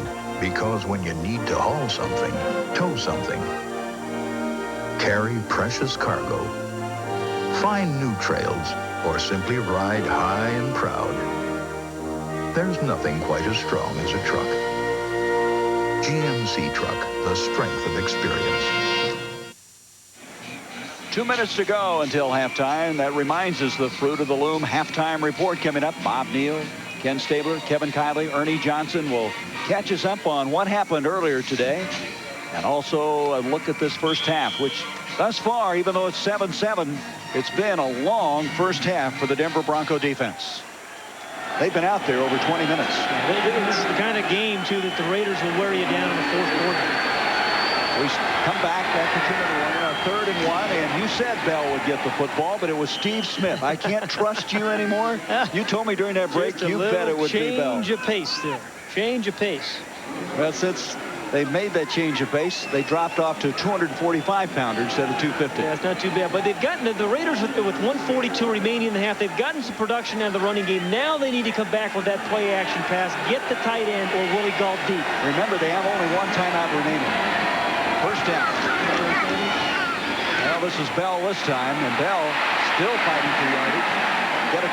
Maybe a couple of yards. Dennis Smith coming up again. Smith's been making a lot of tackles. He went to his 3rd straight Pro Bowl, number 49 for the Broncos. He, of course, was a teammate of Ronnie Lott at USC. And Joey Browner's in that backfield as well. But if he's making that many tackles, Dennis Smith, the strong safety, somebody's got to be open. The tight end, maybe a receiver on a crossing route, because if your strong safety's up there, it creates some air. Raiders taking quite a bit of time getting this play called. 56 seconds left in the half. Schrader to Fernandez, and Fernandez has a first down catch out to the 26-yard line.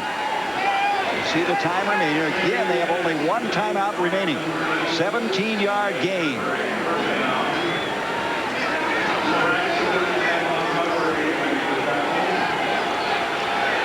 Schrader set with 31 seconds. You see the time on the screen.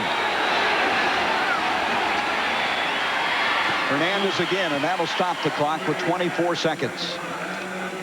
Well, if you're a Denver Bronco fan, this is where Mike Kroll has to make a play. He's their pass rusher. Mike Kroll or maybe Simon Fletcher, the 2 outside linebackers who can really come. Kroll last year in his rookie season with 10 sacks, and this guy we talked can come off the corner. He can come inside. He's a great stunter, but you have to make a play now. Jaeger definitely within his field goal range. Last year he kicked a career-long 53-yarder. 2nd and 10. 1 running back, 3 wideouts. They have Bell split to the top of the field. And they're going to Bell. Check that, Ethan Horton. Ethan Horton, now he thought he was interfered with, obviously. But see, that's just the thing, too. Remember we talked about Dennis Smith making so many plays up the line of scrimmage, and then they come right back to the tight end and try to get him down the middle, but Dennis Smith makes a play. 19 seconds. People really bending over, grabbing their knees right now. No, that was not pass interference. The ball's got to be, I don't know whether he thought he grabbed him by the helmet or what it was. Maybe he thought that, but the ball has to be catchable to be interference. It was too far over his head. This time they come out with 2 receivers split to the near side. 3rd and 10. I give to Bell. Bell getting him a little closer for this field goal try, and he'll be stopped at the 22-yard line. That's Alton Montgomery making the stop. And with 11 seconds left, the Raiders will use their final timeout. You know, at home you get booed for calls like that. You make that in a situation like this. But with a game like this, as close as this game has been the last 5 times that Art Shell has played it, it's the right call. Your defense has played phenomenally thus far, exceedingly well. You don't want to take the sack. You don't want to throw the interception. Kick the field goal, take the 3. Well, and Jaeger's one of the best. He is a Pro Bowl kicker. Last year he kicked 29 field goals, which is a Raider record. He's only 1 point shy, point-wise, of George Blanda's record of 117 points in a season. When you think about the Raiders special teams, between Jaeger, Gossett, the best directional punter in the NFL, Dan Turk, their long snapper, Tim Brown, a punt returner, when they have a chance to win a couple of games on special teams. Well, they had 8 guys in the Pro Bowl last year, and both of the Jeffs, Gossett and Jaeger. This is going to be a 41-yard attempt for the lead with 11 seconds left in this first half. And I've seen Carl Mecklenburg block a lot of kicks in his career.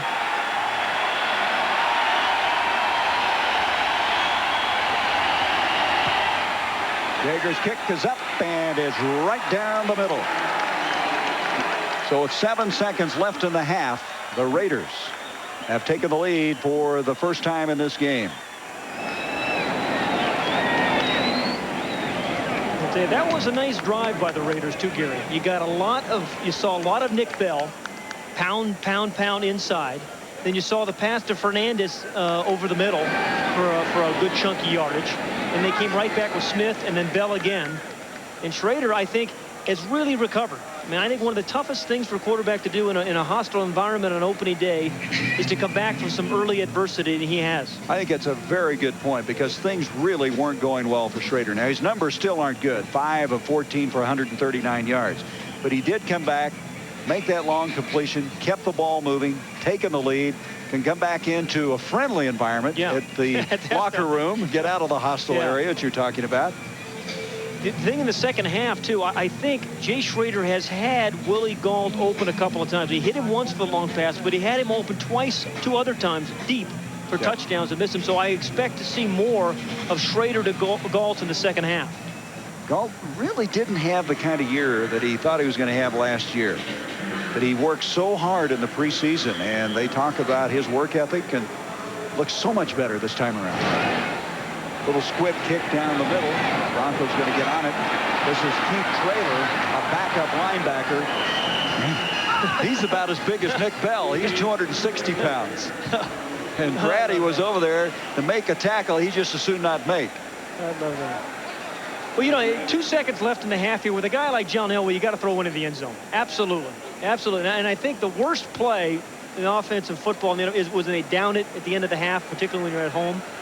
But I'd be surprised, very surprised, if Elway didn't take a shot. Again, the Fruit of the Loom halftime coming up with our guys stationed here in Mile High Stadium. There they are, getting ready to go. Elway in this first half, Pat, is 2 of 8 for 17 yards. He's been sacked twice. I wonder if he's had these kind of numbers in maybe the last 8 years. I can't imagine. Could you ever remember? Maybe when he was a rookie? It's been the lack of running game and a pass rush by the Raiders. Well, they're not going to air it out. Instead, they give it to Gaston Green, and Green's getting a big run out of there. Green to the 35. Stiff on Ronnie Lott. And time expires as he's eventually knocked out of bounds. There is a flag, by the way, back at the 40. That's a 34-yard run by Gaston Green. Illegal block, number 80 of the offense. That's the end of the half. That's right, an offensive foul, and so the half comes to an end. Well, maybe that'll give the Broncos some encouragement on that run by Gaston Green. The Raiders with a 10-7 lead. Stay with us for our halftime coming up from Mile High Stadium. U.S. West Cellular. What you're really buying is time. Yes, we have all kinds of time for you. You need more time for bowling, I see. Well, you could use some time to spare. U.S. West Cellular, the competition's dropped the ball. How opportune. Seize the moment. U.S. West Cellular, your lawn care business keeps on growing. Well, obviously, you need more time. Give us a call. There's no better time. You lost your pooch. Well, now, just a doggone minute. U.S. West Cellular, making the most of your time. How many cuts of meat is Safeway? We got beef tenderloin, beef sirloin tip. I have round roast, rump roast. Brisket, T-bone steak, New York strip steak. Cube steak, sandwich steak, filet mignon. That's right. Ground beef, ground pork, ground lamb, ground turkey, ground chicken. Pork spare ribs, St. Louis style ribs, Navy back ribs, country style ribs. We got pork loin chops, boneless pork chops, butterfly pork chops. Lamb. Rack of lamb, leg of lamb. Lamb shank. Lamb. Veal cutlet, veal scallopini, stir-fry meat, and stew beef. Did I say kebabs? Kebabs.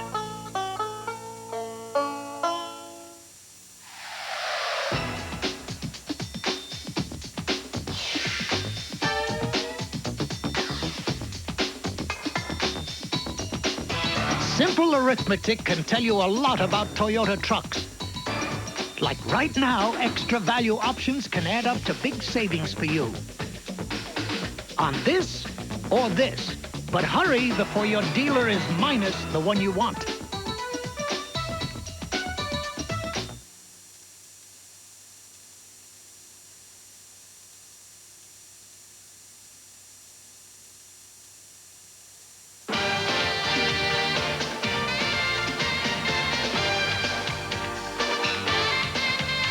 The Fruit of the Loom Halftime Report is brought to you by America's favorite Fruit of the Loom. We keep America's men comfortable. There's a postcard picture for you, thanks to the 41-yard field goal with 7 seconds remaining in the half from Jeff Yeager. The Los Angeles Raiders hold a 10-7 lead over the Denver Broncos here in our regular season opener telecast on TNT. Hope you've enjoyed the first half. We're going to have a lot of highlights of all the games in the NFL coming up. But with me, as usual, Kevin Kiley and Ken Stabler. And Snake, before the game, you talked about the Raiders offense and how they'd get on track. Schrader not looking great. Dickerson, 43 yards. What's your feeling? Well, I think there's no continuity. They didn't really establish anything whatsoever for a number of reasons, Bob.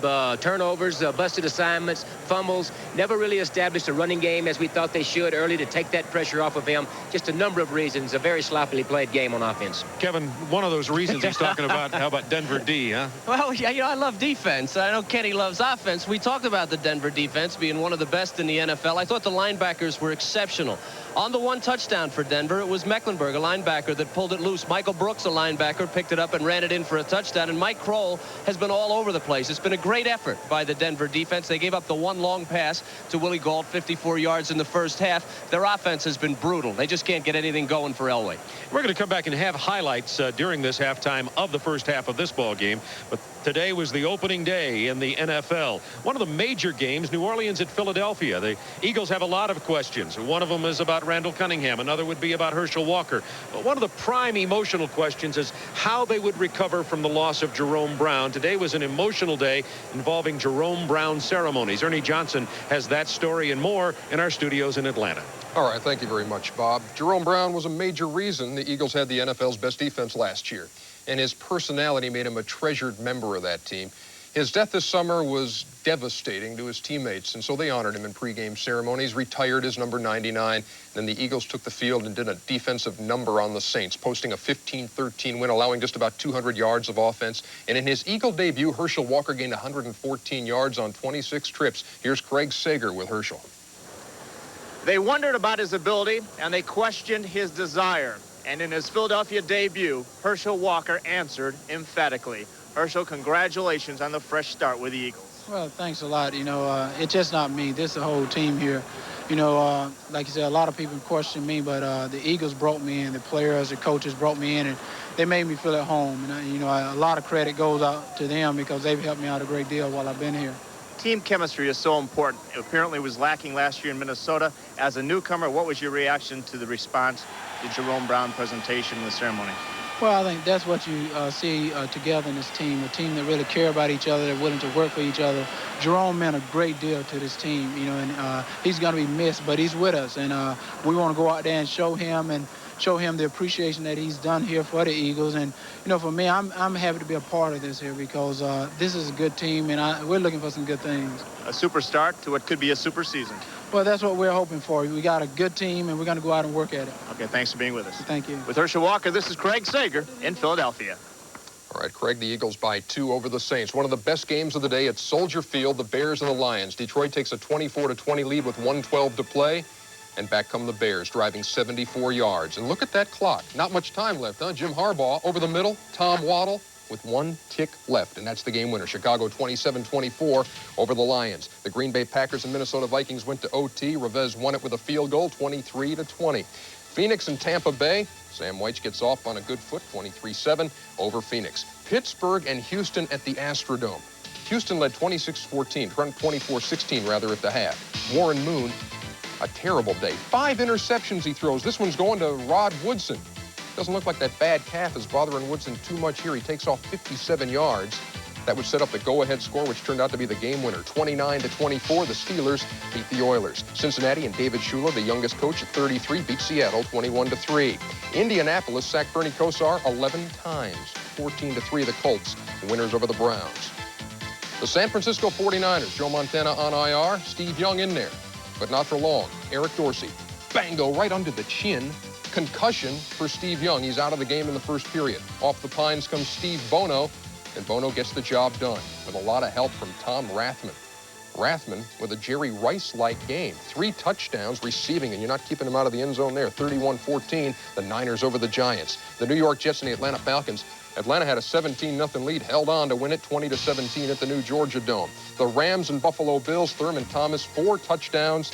James Lofton broke Steve Largent's record for receiving yards in a rout.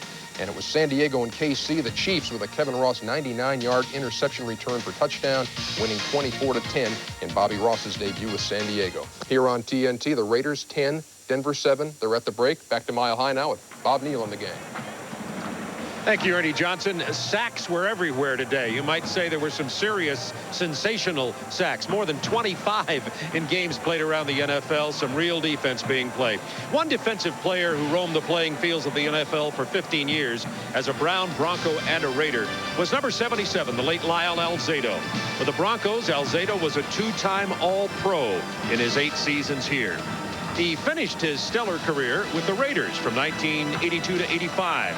He was intense both on and off the field. He was an overachieving competitor. Lyle Alzado was feared, and he is missed. Lyle Alzado.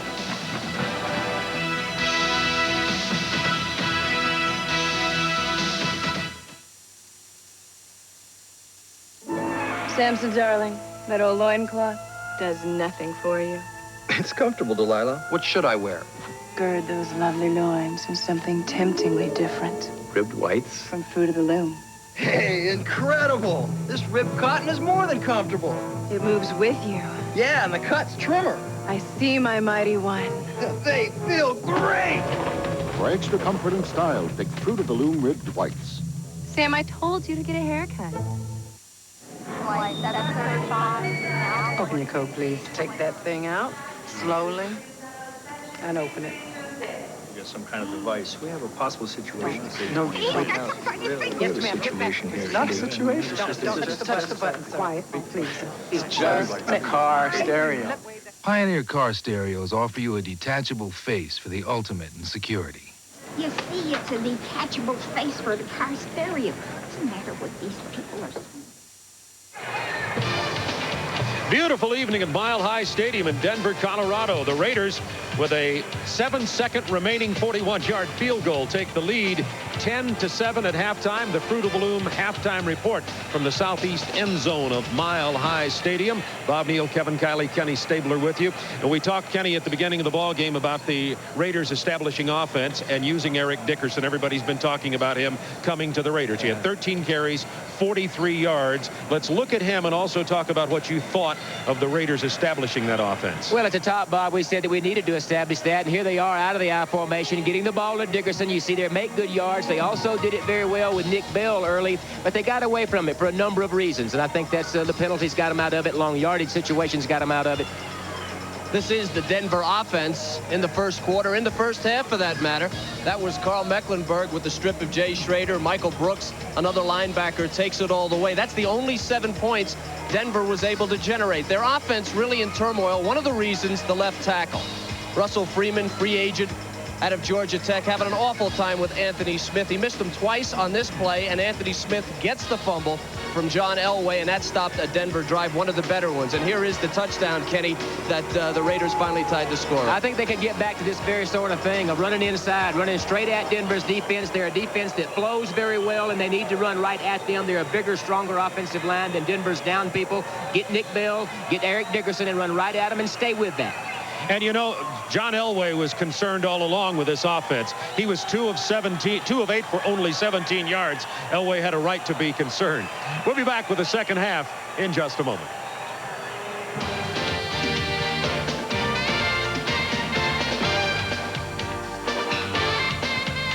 The Fruit of the Loom halftime report has been brought to you by America's favorite Fruit of the Loom. We keep America's men comfortable.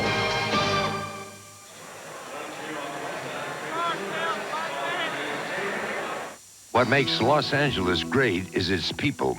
They truly make it the city of angels. He's Ethan Horton of the Los Angeles Raiders, and he knows our community. When we come together through the United Way, we can accomplish great things. It's there in the faces of these children in this United Way daycare program. Here they get professional care, healthy food, and guidance. Dr. Herbert Carter, president of the United Way of Los Angeles, makes the importance of the United Way clear to all of us. Ethan, United Way, like the Los Angeles Raiders, is dedicated to excellence in performance.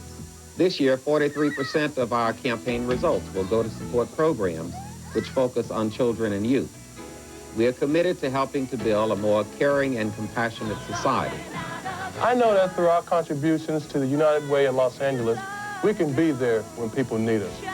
Now, more than ever, the United Way. Your local United Way, helping where help is needed most. This message furnished by the National Football League. The NFL on TNT is brought to you by Subaru. Subaru is truly what to drive. And by McDonald's, home of the new McDonald's Guarantee. Mile High Stadium, Gary Bender, Pat Hayden. We're at halftime where the Raiders lead at 10-7. John Elway did not have the kind of numbers he's used to having behind his name. On the other hand, Jay Schrader got off on very shaky footing in this football game, but he had a big completion of 54 yards. He did suffer the interception early, but the biggest difference, Pat, is Schrader's getting better balance. He's getting support from his running game. That's exactly the difference that Jay Schrader's getting. 111 yards rushing for the Raiders, only 14 for the Broncos. And if John Elway's going to have any chance in this second half, they're going to have to find a way to run the ball better. I saw Al Davis at halftime. He says, don't let those numbers of Elway fool you. We've had him here before, and he comes back to beat us. Hager kicking off. It'll be Marshall again. Marshall has a little seam, a flag on the play as he comes across the 25. And the Georgia Bulldog brings it out to the 36, but there is a flag back at the 12-yard line. Marshall was hurt his junior year, broke a shin bone, has that rod still in his leg, so he was not drafted. But it's going to come back. Yeah, that's too bad, because when your offense is not doing it for you, your special teams have to make a play, give them a spark, and Marshall did it. Number 20 on the offense, half a distance to the goal, first down. Number 20 is Greg Lewis in the middle of your screen. It's Elvis Patterson in the back. Wasn't much of a hit. Oh, there it is. Yeah. It's a good call. But Elvis Patterson is going to attract a lot of guys, a lot of blockers, and he's going to get clipped a lot, and he's going to have a lot of penalties called. Denver will start inside their 20-yard line for the third time in their last 4 possessions. Green and Perriman in the backfield. Gaston Green up to the play-action fake. Elway in trouble, getting out of the end zone. And as only he can do, averts a safety and gets it out to the 7. Nice fake to Green and then rolling over. Pressure coming from Andre Bruce, who was back there first. Yeah, you know, that was a wonderful fake by John Elway, but you have to combine it with a running game. And when you have 14 yards in rushing, I don't think your safeties go for it. They aren't fooled. The linebackers aren't necessarily fooled. And as athletic a play as it was, to make that work, you better run the ball first. Plus the field position. Yeah, how about a screen here? I mean, we haven't seen really any screen passes out of the Broncos, and they're generally a pretty good screen team. There's the rushing yards that Pat was alluding to. 2nd and 10. Away from the goal line. And he's going to be sacked at the 2. Aaron Wallace ran right over Gaston Green. And I mean right over. That's the 4th sack of the game. And Wallace, who had a good rookie year, didn't play all that well until the playoff game. And he won the starting job because he played so well in the playoffs. Well, you know, they have a new defensive coordinator who said, we have to get Aaron Wallace on the field, number 51. Right there on the right-hand side. You see how he just runs right? He gets his hands on Gaston Green, pushes it back in the quarterback, throws Green away, and makes the play. The Raiders have what makes them difficult to pass block, great linebackers rushing, and great defensive linemen. They have a real handful of problems. 3rd and 14. Lewis is in the backfield. Away from his own end zone. And it'll go incomplete. Good coverage that time as Mark Jackson, the intended receiver. Dan Land, who was in there in the nickel back, and Torrin Dorn, number 46, defending on the play. You know, nice change of pace here by the Broncos getting Elway out. But this Raider defense has played sensationally thus far in the game, because Torrin Dorn takes this play away. He is so close to the receiver. Elway has to throw the ball out of bounds. There's no chance to get it to the receiver. Mike Horan to punt. He punted 3 times in the first half, and here is Brown with a 1 return in the first half.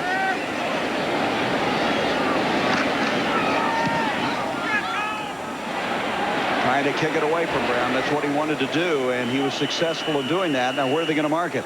They're running up the field to the 41-yard line. I love that. You don't agree with those spots, Well, huh? you know, I don't know how they figured that thing out, but they always seem confused on that, didn't they? The way they run up and down the sidelines on those. Well, they didn't get a break. They being the Broncos. Ferrand looked to me like it went out more like the 48. Instead, they have it at the 41. Now, Jay Schrader knows how well his defense is playing right now. Again, methodical. Run the ball. Give your tailback the ball. Give Nick Bell or Eric Dickerson the ball. Be patient, because your defense is going to keep you in the ball game. Yeah, that'll be Eric Dickerson now. He's in there with Steve Smith. Here comes Eric. Getting the corner to the 35 and lowers his head very close to another first down. Tyrone Braxton over there as Dickerson showing some good speed to get to the outside. Well, that's the first time we've seen it. Now, that's the 14th carry for Eric Dickerson tonight. Remember, when he gets dangerous, it's about 18 through 26. We also said, hey, he can get to the hole, but can he still outrun people? He did there, but he still is not afraid to put the shoulder down. I think he's been unique when he was hot a few years ago, unique in that he could outrun you, he would put his shoulder down, and he'd run inside for you. He's a glider, a strider, a great cutback runner. Gain of 8, second and 2. Smith going for the first down and moving people backwards. First down inside the 30-yard line. Yeah, you're right about Schrader. Go with those big horses up front. Give the ball to those big guys behind him and pound it away. Well, let your defense and special teams win the game if they have to. I mean, as well as they're running the ball right now, though, they should have some wide receivers wide open. And I mean wide open. Line of scrimmage just inside the 28 of Denver. 10-7. The Raiders with the lead as we've begun the second half. Smith and Dickerson in the backfield. Dickerson gets inside the 25 to the 24. I tell you, the Broncos probably wonder how many running backs can they throw at us. They had Dickerson. Then they came in with Bell. We saw Marcus Allen very briefly. What depth. Take another look, and I think this offensive line, you see that Montoya was out there, or Bruce Wilkerson. I mean, what they're doing is they're getting their hat on the guy in front of them, and then they just keep their guy blocked. You don't see too many Broncos slipping off the Raider offensive line blocks. Second and 6 from the 23. Dickerson and Smith behind Schrader. Number 29 has it. Inside the 20, breaks some tackles there and has another first down just short of the 15. Braxton has been making a lot of tackles, coming up and making that one as well. You know, at the very beginning of this broadcast, we said that Eric Dickerson, we both felt, was going to have a productive year for the Los Angeles Raiders. And he's going to have a productive year.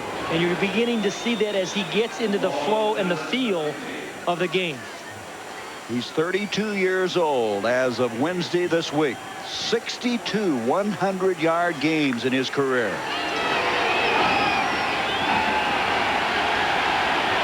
Now Bell comes in. Nick Bell's in the backfield. And the line of scrimmage to the 16-yard line as Steve Smith was back there with Bell. Smith carrying the ball. And they're just pounding it right at this orange defense. Good play by Kenny Walker. Yeah, Wade Phillips is saying to himself, what we need to do is get some penetration. If they're going to give us those big gaps, we have to find a way to get in those gaps and create some bad plays, some negative plays in the rushing game. They allowed 1 touchdown or less in 10 games last year, this Denver defense. Trailing 10-7 on a 2nd and 10. Smith and Bell in the backfield. Here's Bell again. He'll be stopped at the 15. Did you see the angle that Dennis Smith took on Bell? Dennis Smith, who has been a sensational tackler for the Broncos for a long time, didn't believe that Nick Bell had the kind of speed he is. Watch number 49 come to the screen. He takes an angle right there in the middle, right here. You're going to see him. But he doesn't believe that Nick Bell has that kind of speed that he does and takes the wrong angle. And that's the kind of unusual back that Nick Bell is. They have to recompute. Marcus Allen now is in the backfield. 3rd down, 8 yards to go. And we have movement. Ethan Horton, the tight end, fired off before the snap of the ball. And everybody flying everywhere. You remember, the Raiders are up by 3 points. This is going to be a fourth-quarter game. It's going to be a 3 or 4. Start. Number 88 on the offense, 5 yards, still third down. A 3 or a 4 or 7-point type of game, Gary. Again, Schrader here cannot take the sack, and you can't throw the interception. At least come out here with 3 points, right? Yeah, absolutely. I mean, you have to figure, you have to, as an offensive player, as a quarterback, remember how good your defense is playing. 6 plays on this drive. They've all been on the ground. 3rd and 13.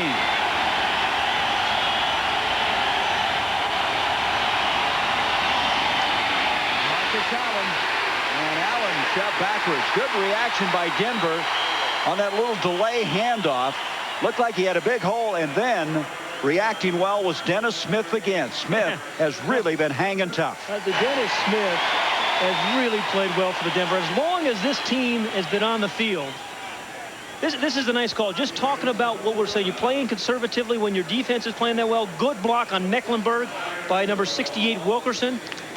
And I think Dennis Smith has seen that spin move by Marcus Allen a few times. Yeah, give me another move next time. This will be a 34-yard field goal attempt by Jaeger.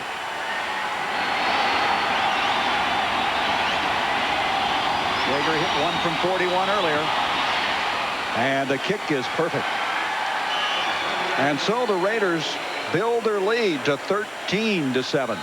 8:26 to go. Jaeger, the Pro Bowler, 2 of 2 in the field goal department. Who just put that smile on your face? And what's become your favorite place? It's the Robin. Ooh, Red Robin. Take your pick of a meal or a snack. Who wants to be sure that you'll be back? Come in often, come as you are. Well, lots of food and fun, you never fall. Red Robin, where good times are served every day. Who just put that smile on your face? Red Robin. For the last time, name the secret ingredient that gives Diet Pepsi an unfair advantage. Well, what is it? It's like this, baby. You know it's cause it tastes says, baby.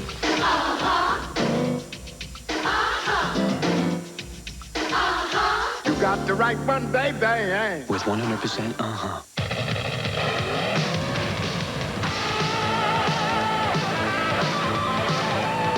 It's the largest all-truck event in the Rockies, only at Vandermeer Speedway with the Colorado GMC Truck Dealers Truck Fest, monster truck exhibitions, wheel stander, truck show, drag racing, swap meet, dealer displays, and much more. Get discount coupons for spectator admission at participating Colorado GMC Truck Dealers. The Thunder Mountain Truck Fest, September 13th, brought to you by Colorado's GMC Truck Dealers. Call 697-4870 for details. Vandermeer Speedway, C470 and Morrison Road.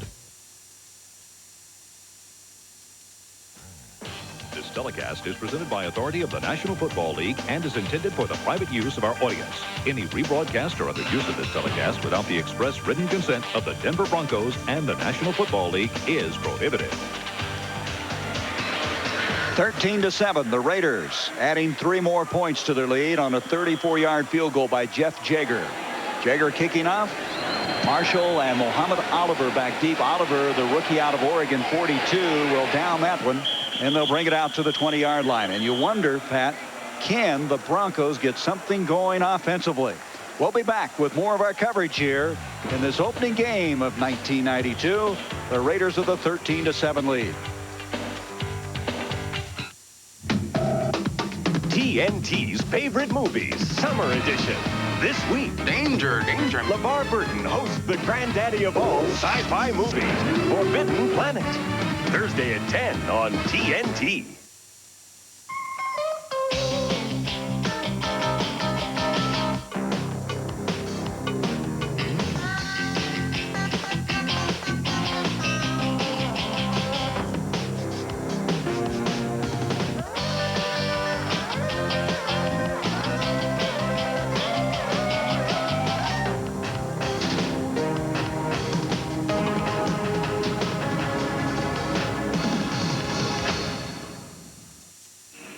One of these engines was filled with Castrol Syntec, a new synthetic oil.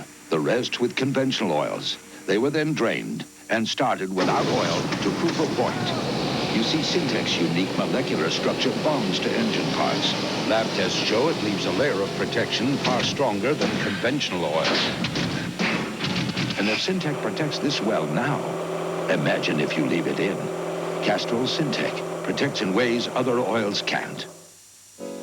Families are big business, so everybody says theirs is a family car. All right, tell me it has 90 cubic feet of passenger space like a Subaru Legacy then. Enough room for 5 so you're close but not touching me close. Tell me it has a quiet, horizontally opposed engine like the Legacy. There's enough noise already with a family. Tell me it offers all-wheel drive and anti-lock brakes like a Legacy. A family car is for my family, not some other family I don't care so much about. Tell me I have the money. I want to know what to drive.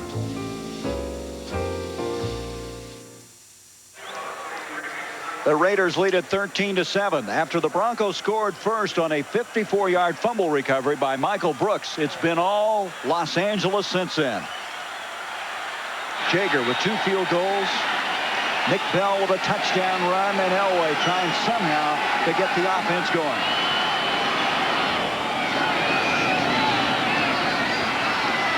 Double pumping, and nice catch by Derek Russell. First down. It looked almost like that ball wasn't going to get there before he went out of bounds. A 22-yard completion. And a good adjustment by both John Elway and Russell, the corner route. Elway was going to throw the ball to the flat. Moss, number 99, bid on the fake. And then it was taken back by Elway, and beautiful throw to the outside. Did he have both feet in there? I believe he did. Did he? Okay. What are you, the replay official now? I might be. I'm just asking you. You have the great eagle eye. There you go. The first passing yards for Denver tonight. 22-yard pickup.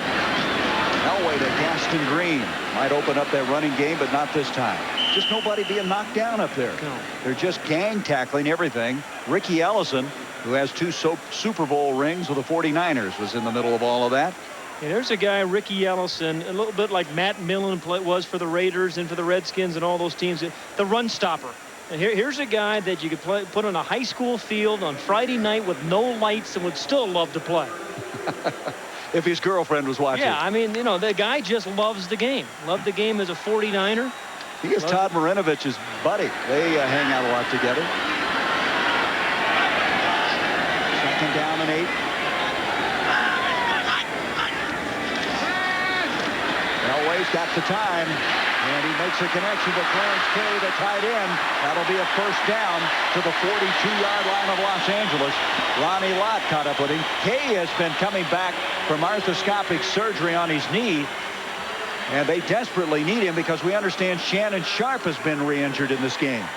Well, you know, you think about over the last number of years for the Denver Broncos. And at that time, John Elway had good protection. And when you get protection, you can make completions like that. But Clarence Kay has made some big catches, not many, but critical catches for the Broncos over the years. As the coach has said, he's there in crunch time. First down now. They mark it at the 43. Turner and Green and all kinds of movement. Everybody got a hanky in the air that time. Looked to me like Kenny Lanier fired off. You don't expect that from this veteran. But really, Gary, the difference in the 2 completions. False start, number 76 on the offense. 5 yards, still first down. The difference in the 2 completions we've seen by John Elway, as you can see Lanier on the jump, whoopsie daisy, have been that he has protection. Yep. He had protection on the corner route when he threw it to Russell, and the pass to Clarence Kay, he had protection. It does make a difference, doesn't it? First and 15 now after the penalty. 13-7, the Raiders with the lead. Perryman in motion. Flag on the play, a couple of them. He dumps it off to Gaston Green. Green gets a block from Lanier, and as he brings it inside the 40 to the 39, he's tackled there. So we have 2 flags on the play. Andre Bruce racing over there. Yeah, I think the umpire, Red Cashin, threw his hat as a flag, too. I think he called 2 penalties. He threw the yellow flag. What do you throw next? And then, yeah, that's all he had left. He had to throw the hat. Holding. Number 79 on the offense. Unnecessary roughness. Roughing the passer. Number 56 on the defense. Penalties offset. We'll replay first down. Let's look at this hit on Elway that he was talking about. Yeah, John Elway feels Andre Bruce, kind of short arms it, gets it rid of it quickly, and it was clearly a late throw. Still completes the pass, but you see, it was really the club to the head, too, which got him the penalty. Can't do that. Here's a guy that's gotten new life with the Raiders after being the #1 draft pick of the Falcons in '88. Really just didn't fit into Jerry Glanville's plans, but now they feel like he can contribute to this football team. You know, he's one in a long line of reclamation projects that the Raiders have had over the years. Look at these guys. And the Raiders are able to squeeze out 2 or 3 or 4 very productive years at a guy's on the way down. Green and Perriman in the backfield. 1st and 15 on those offsetting penalties. And a movement. Willie Broughton jumps across. He's a former Cowboy. Played for Jimmy Johnson in Dallas. And his movement will bring out the Hankies again. Hey, Gary, just to kind of finish up. Encroachment. Number 97 on the defense. 5 yards. Still first down. Finish up with that thought on the reclamation projects. I think there's some real good reasons why the Raiders are able to do that. And number one, I think there's unconditional acceptance by these players. They don't, as long as you produce in the field, they don't care. They can have some oddballs, they don't mind. And I think Al Davis is the star here, not the players, not a lot of egos. And guys know it's their last stop. What do they say? They treat you like men, let you be yourself as long as it's in the framework of the team. Here's an end around to Jackson, and it ended up being up the middle, and Jackson cut down at the 41. That end around didn't go around. You know, but you can see this play develop, but this is what you have to do when you're struggling on offense. Try to create a big play through some unusual things. You know, reverses, you know, halfback passes, those kinds of things. But the Raiders have been solid on defense, on the run, on the pass, on trick plays, virtually in everything. And so as an end result, the Broncos only points coming by their defense. 2nd down and 8. Elway's going to take off, and he is bumped. The ball comes loose at the 36. He's hit from behind. That was again Smith, Anthony Smith, who's in the middle of that, and the Raiders have recovered it. Smith has really given Elway trouble. And heads up stripping by one of those Raiders. I tell you, you see more and more and more of this in the NFL. It's not enough just to get to the quarterback. You create fumbles, interceptions by pressure, but Anthony Smith creates the fumble there. That's 3 sacks for Anthony Smith tonight. 2nd turnover for Denver. A test drive, 6 miles on smooth roads. If I was only driving 6 miles on smooth roads, I'd buy a bike. I'd get in shape. Let me test drive in rush hour traffic so I can see if it'll last like a Subaru. Let me test drive it to snowy Alaska so I can see if it has all-wheel drive like a Legacy. Don't take me around the block. Let's get it to 50 and slam the brakes so I can see if it offers anti-lock brakes like a Legacy. Test drives aren't real. What's real is the money I'm spending. Show me. Tell me. I have the money. I want to know what to drive. Presenting the Classic Team NFL Collection.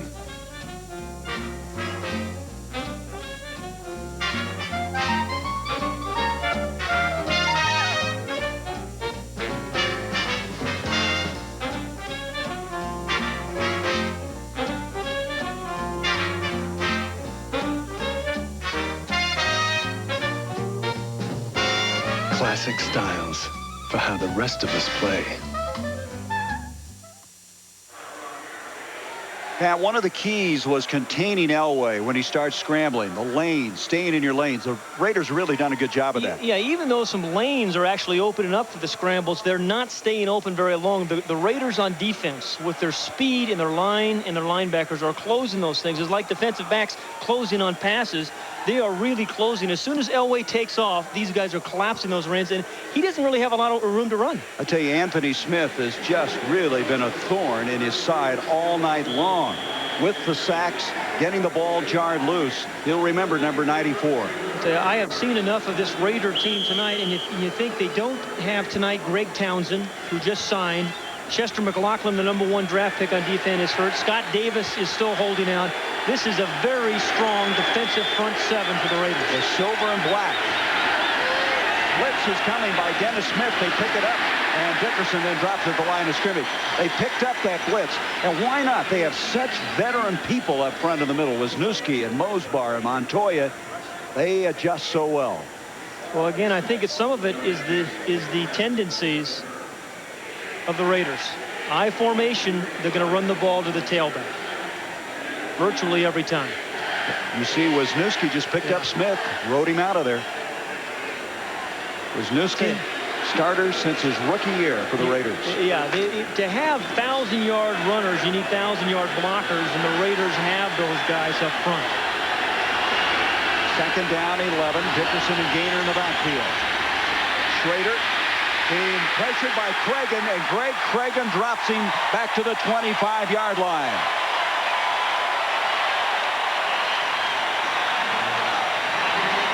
Greg Cregan said yesterday that Don Mosbar, the center for the Raiders, is the toughest center in the league for me to play against because he's got long arms.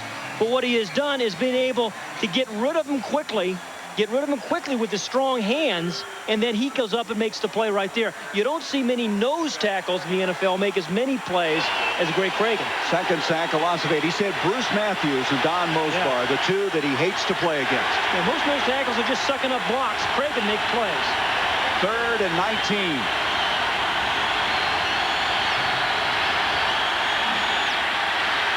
Rolling out. Up the middle. Incomplete ground. The intended receiver at the 45. Thrown behind him. Well, sometimes Jay has the accuracy of your local weatherman. but I'll tell you, when he gets back in rhythm, when he gets the running game going, and he gets Galt downfield, this can be a dangerous offensive team. You okay? You shouldn't pick on those weathermen. It's a tough job. I want to tell you, every weatherman I see is always wrong, particularly on the weekend. You know, when you want to play golf and such, they're always wrong. Well, maybe this is the beginning as they jump 10 people up there as Gossett punts it away. Maybe this is the beginning for the Broncos. The defense firing them up. Here is Marshall. Marshall across the 40 to the 44-yard line. 46-yard punt, 13-yard return. Denver is trailing 13-7. They'll have good field position, just short of their own 45-yard line. Do you? Pizza Hut announces an amazing new menu policy. Buy one pizza at regular price and get any other of equal or lesser value for half price. It may change the way America buys everything. Okay, one aircraft carrier regular price, any other aircraft carrier of equal or lesser value, half price. Any other molar extraction of equal or lesser value, half price.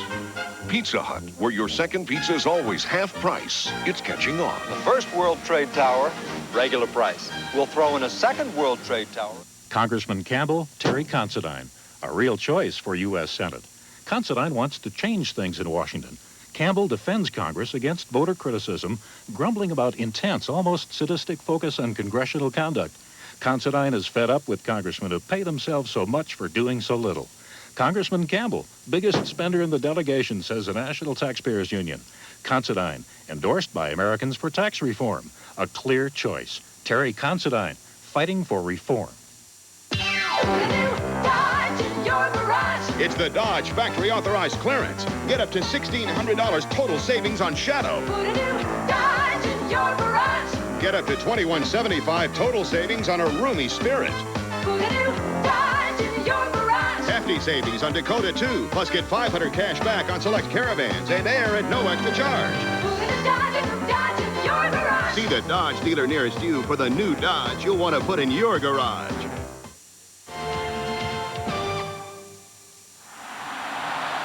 Kim Helton, the offensive line coach, talking it over with his troops after that sack a moment ago of Schrader. Cregan able to get through there. Here is tonight's Silver Bullet scoreboard. The Colts without Jeff George winning today. The Bears and Waddle, who's done so many big things for them. 1 second left. The Bills. Is it three-peat for them? And Dennis Green, who won all the preseason games, winning his first regular season game. And we have a blitz coming. Watt running up. They call it off. A handoff to Gaston Green. Green for about 4 to the 49-yard line. And Eddie Anderson, who fills so well, makes a stop. And we have another skirmish breaking out on the far side of the field. And this one is a little heated.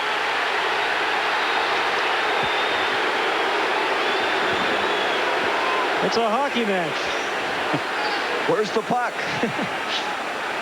Yeah, Ronnie Lott can do a lot of different things for your team. You mentioned him coming up, calling off the blitz. I mean, you can see him come up here, He sees by formation. He wants to make the audible. He gets Aaron Wallace in the right position, and then goes over and helps to make the play. That run, by the way, by Gaston Green of 6 yards is Denver's longest of the night as you look at the skirmish then after the play.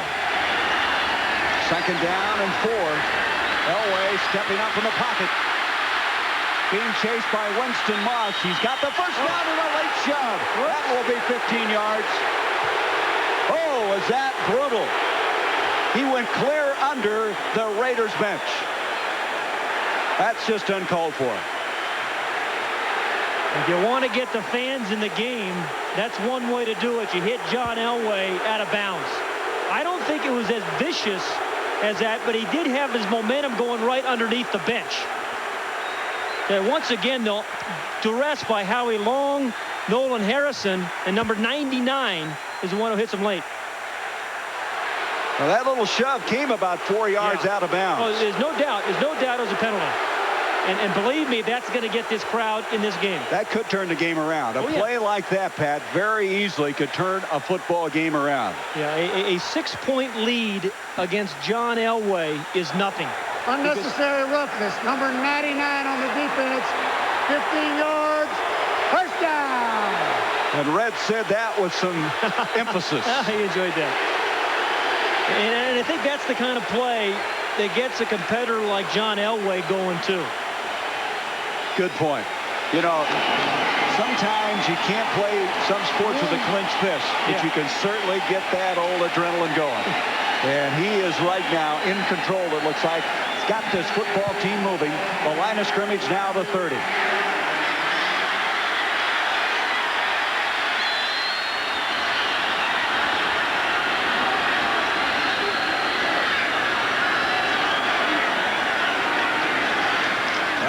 Delay to Gaston Green, and he slips. He fell down trying to make the cut just inside the 29-yard line. Going back to our Silver Bullet scoreboard, the Falcons beating the Jets. Nagel had a big game even though he lost. That's a big surprise of the day to me. Yeah, Moon intercepted 5 times, and as you know, the Steelers had a lot of cornerbacks hurt. Dave Shula winning, Chiefs defeating the Chargers. Ross with that 99-yard interception return. And the Buccaneers defeated the Cardinals. 49ers over the Giants. Giants defeated the 49ers the first game last year. Second and 9. Backside, he's hit, but he got it off to Kay. Clarence Kay with a big collision. Stays on his feet. He's to the 20-yard line. What a collision. Kay now is shaken up.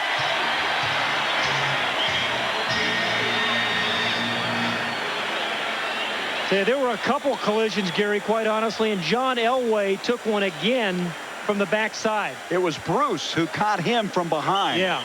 Andre Bruce. I don't know how he kept his poise, got the ball to Kay. He did. Kay is still down. We'll be back to reconstruct this in just a moment. Know what's wrong with the world today? No one cares about doing a good job anymore. No one cares about doing a good job anymore. Napkin? Thanks. Quick fix, slap it together. Refill? Thanks. Courtesy, efficiency, punctuality. Is that too much to ask? Nah. Hot food and fast, friendly service guaranteed. What you want is what you get at McDonald's today. Finish, Mr. Martin? Thanks. You're welcome. Show me a place like that, and I'd give them all my business. Why, I'd never leave. Now, Billy, can you stand up? I'll try. That's good. That's good. Now, can you walk to that table over there? I don't know. Walk to the table. That's good. Okay. Yeah, that's good. That's real good. Yeah. You know, your mama's going to be real happy to see you walking. All right.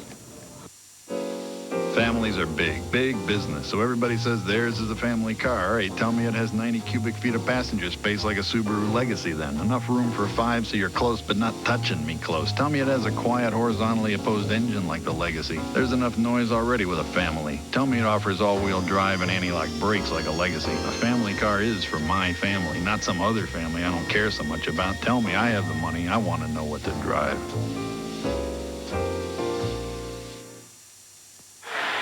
Let's go back to the last play, Gary. Two remarkable collisions. One right here, it's the offensive tackle, Russell Freeman, and Andre Bruce, who's going to sack or hit John Elway from the backside. A good fake, a little head and shoulder fake by Bruce. Elway gets drilled, and then watch Ronnie Lott. Boom. Ouch. Headache for both of them. But Clarence Kay knows his team is down by 6 points. It keeps turning and spinning. And here's Ronnie Lott. This guy has done this for 12 years. Well, Kay was down for a while, but he got up and walked off on his own power. First down at the 20. Perriman in motion. This is Greg Lewis. You can hear the popping clear up here. Howie Long was there to make the stop. Well, you know, Clarence Kay is out. They've got Chuck Johnson, a tackle, playing tight end now. Well, they're down. They've got Shannon Sharper. Reggie Johnson can't play, and Clarence Kay. Watch Ronnie Lott. Again, he has such anticipation. Some say maybe he guesses too much these days, but he does so much film study, and he knows tendencies, and he anticipates and makes plays like that. There's a lot of collisions taking place right now, as you might expect. It's going to be fourth down, so it'll be a 38-yard field goal attempt coming up. Treadwell will attempt his first. Earlier, Galuiso attempted one from 54 yards. It was blocked. Just like we said at the beginning of the game, we felt this was going to be a fourth quarter game. With 1 second remaining in the third quarter, it will be.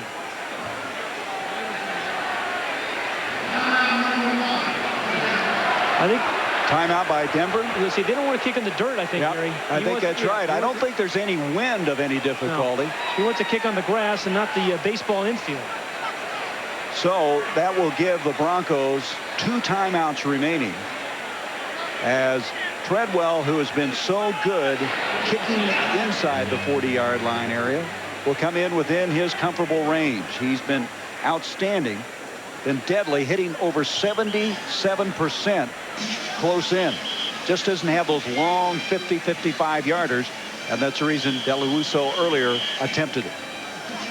The Raiders, over the years, we talked about them blocking 2 field goals in the last game of Denver a year ago. Here's Steve Ortmeyer, the special teams coach of the Raiders. The Raiders do a great job of getting their tall guys inside and hands up. 38-yard attempt.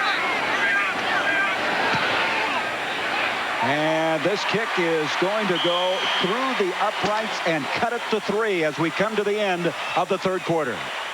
So Treadwell makes it a 13-10 football game. We have that fourth quarter that Pat was talking about coming up. Very big, huge opening day game between these two AFC West rivals. Every business has its own language. The first part represents the party. The second part under subpart B application. And at US Air, we understand them all. Another option would be to option the script that they didn't option. It's why we offer business travelers 5,000 flights a day to 270 cities. With 8 meg of RAM and a 1.2 gigabyte internal hard drive. How about these megabytes? US Air begins with you. The Dream Team. America's finest took on the world and won. They were bound by a common past, a common goal, and a common thread.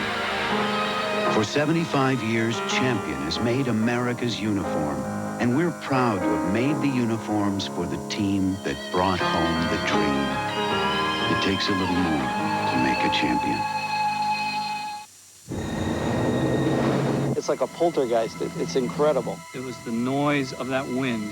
It was like a bomb went off. I just don't know where we're going to begin. When people buy insurance, it's not a tangible item. They can't turn around and take it and put it on a table and admire it. Feels good to have a friend and have a company like Allstate behind you. I don't have a roof, and I'm smiling. We're going to get the place fixed up. We're going to have a home again. Now you're going to see exactly how good your insurance company is. The Broncos have cut it to 3 as we start this fourth quarter, and this crowd has come alive. It's been an uphill struggle for Elway and Dan Reeves, but they're still very much in it, and it's so typical of how this series has been going. It's going to come down the fourth quarter to a turnover, to a special teams play, just as we said at the very beginning of the broadcast. Galuiso will kick off.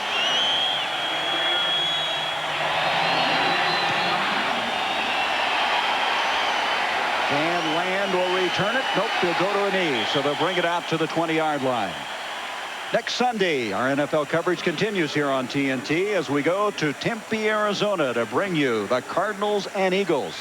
Our stadium show beginning at 7:30 Eastern Time. Bob Neal, Kevin Kiley, Ken Stabler, and Ernie Johnson will update you on all of the action in the second week. And then Pat and I will bring you the play-by-play beginning at 8 Eastern. Be sure to join us as Randall Cunningham and company comes to Sun Devil Stadium. Gary, flip it over now. You're Jay Schrader. Okay, he was interesting. The Broncos go back and score. All he's thinking about right now is grinding out a first down or two. That's all he wants. He has Galt and Brown split out. Smith and Dickerson in the backfield. Schrader double, triple pumping, and nobody was open. Ethan Horton was covered by Kroll. Kroll had him blanketed all the way. There was nothing there. Well, really surprised by the call, as well as the Raiders have been running the football, as well as Eric Dickerson seems to be gathering momentum. You know, you're trying to take the crowd out. We've had success running inside with Eric Dickerson. Second down and 10 from the 20-yard line. Again, I formation. Every time they've been in the eye, they've given the ball to Dickerson. Schrader's hit only one of his last 7 pass attempts. It's an audible. Green running up, yelling out his calls. A busted play. And Burnett makes him pay for it. Schrader went one way, the back's the other.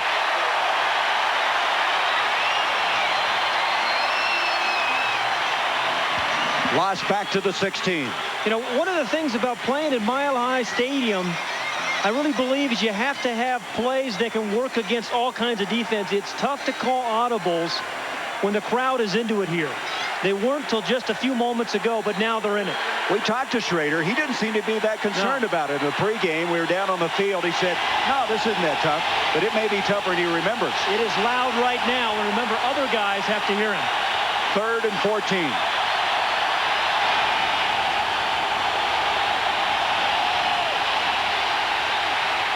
Schrader going up top to Galt, and it's intercepted. Picked off by Lyman Henderson.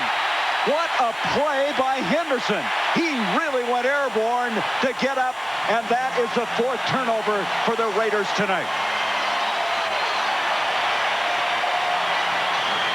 Wow. You talk about a perfectly timed jump by Henderson. The problem was, though, and the reason the ball was intercepted, a rush by Jay Schrader, prevented him from following through, Gary. He couldn't get the ball deep to Willie Galt that he wanted. It was the rush that caused the interception. Well, they didn't have an interception in the preseason, but they get one here. Now the line of scrimmage, the 44. Gaston Green in the backfield along with Perriman.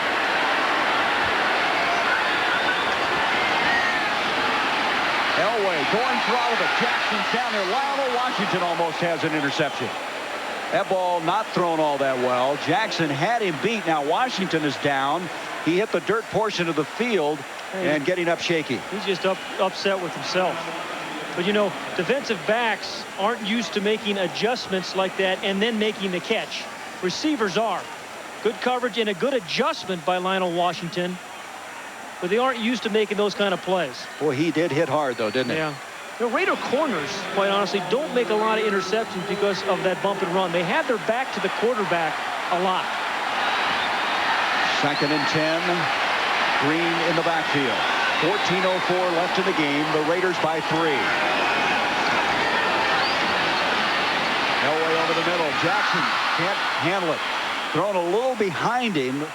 And then on the deflection, could not hang on. And now 5 of 14 is Elway for 60 yards. He hasn't really been that sharp at times. He's thrown the ball not like you expect to see number 7 throw it. But this is his down. 3rd and 10. We've talked about him missing his 3rd down receivers, but as he said to us, 3rd and 8+ yards. As I like to move around, make it like that game we all grew up with when we were 6th or 7th grade, and then make something happen. The Sandlot game? Yeah. 0 for 7. You can see on that graphic on 3rd down conversions. Pressure coming. Elway alert. holds it. A flag as he throws up the field, and the catch is made by Marshall. Marshall grounded at the 15, but what's this flag all about? It's holding, so they'll bring it back. 29-yard ad-lib effort by John Elway will come back. Well, what distinguishes John Elway on his scramble is his strength. Guys can't throw the ball. Number 67 of the offense. 10 yards, still third down. Throw the ball with the velocity. Doug Wydell was guilty. It's right. It's the right guard right there that was the guilty party, as you're going to watch this. But what makes, I think, Elway unique, say, from Randall Cunningham is going to take this ball and run and make a big play. But Elway on the scramble is always looking to throw the ball.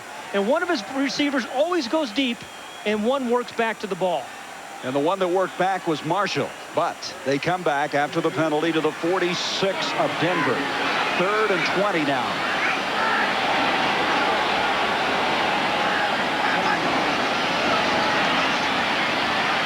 Stepping up again.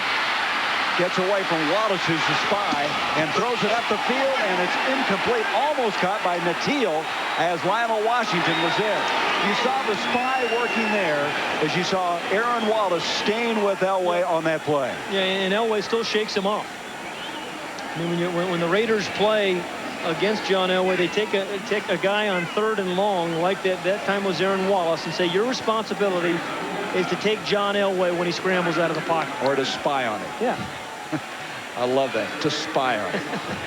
Horan now to punt from the 31 to Brown. So they still have not converted a 3rd down. Horan trying to kick away from Brown. That was the strategy he wanted. Brown will have a return here. Look out. Look out. Horan tries to make the tackle. And finally, he's caught by Mills. Jeff Mills got him at the 47-yard line. 40-yard return after a 46-yard punt. We have guys strewn across the field. One Raider is down at the 21-yard line. I tell you, this is a sensational play by Tim Brown, but it was set up by a block by Dave Waymer on the left part of the screen there. But the thing about Tim Brown, what he has always done is he goes right up that middle, doesn't take any time, and he makes a lot of people miss and has a strength to run through some tackles as well. Imagine this could be you, one of the lucky winners of the Coors Light Talking Can Sweepstakes. How has winning a fabulous music prize changed their lives? Not much, but then again, I'm filthy rich. But the rest of us aren't. So winning a great music prize ain't too shabby. There's still time to win, because hidden inside 12 packs are cans that actually talk and tell you you've won. You win! Hey, I would open it anyway. Coors Light Talking Can Sweepstakes. Just open, listen, and win. You win!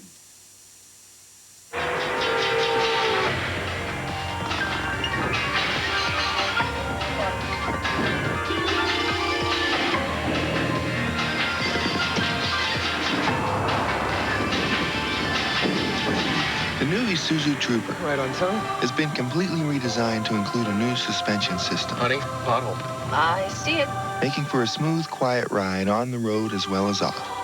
Of course, these days, what's the difference? Gary Bender and Pat Hayden. Just a moment ago, Tim Brown with a 40-yard punt return, giving the Raiders excellent field position at the 48. But what you didn't see was the block by number 25, Dan Land, and then number 44 right there, Dave Waymer. Now that gave Tim Brown a clean shot, plenty of time to catch the ball, and that set up the return. Just one of those things away from the ball that turned into big plays. What they try to do is gun down the gunner. Yeah, the guy that's getting up the field, try to slow him up, and you had a good replay of it there. You know what's amazing? Denver's forced 4 turnovers in this game, yet they scored only 7 points. But their offense has not scored a touchdown. From the 48 now, the Raiders start this one.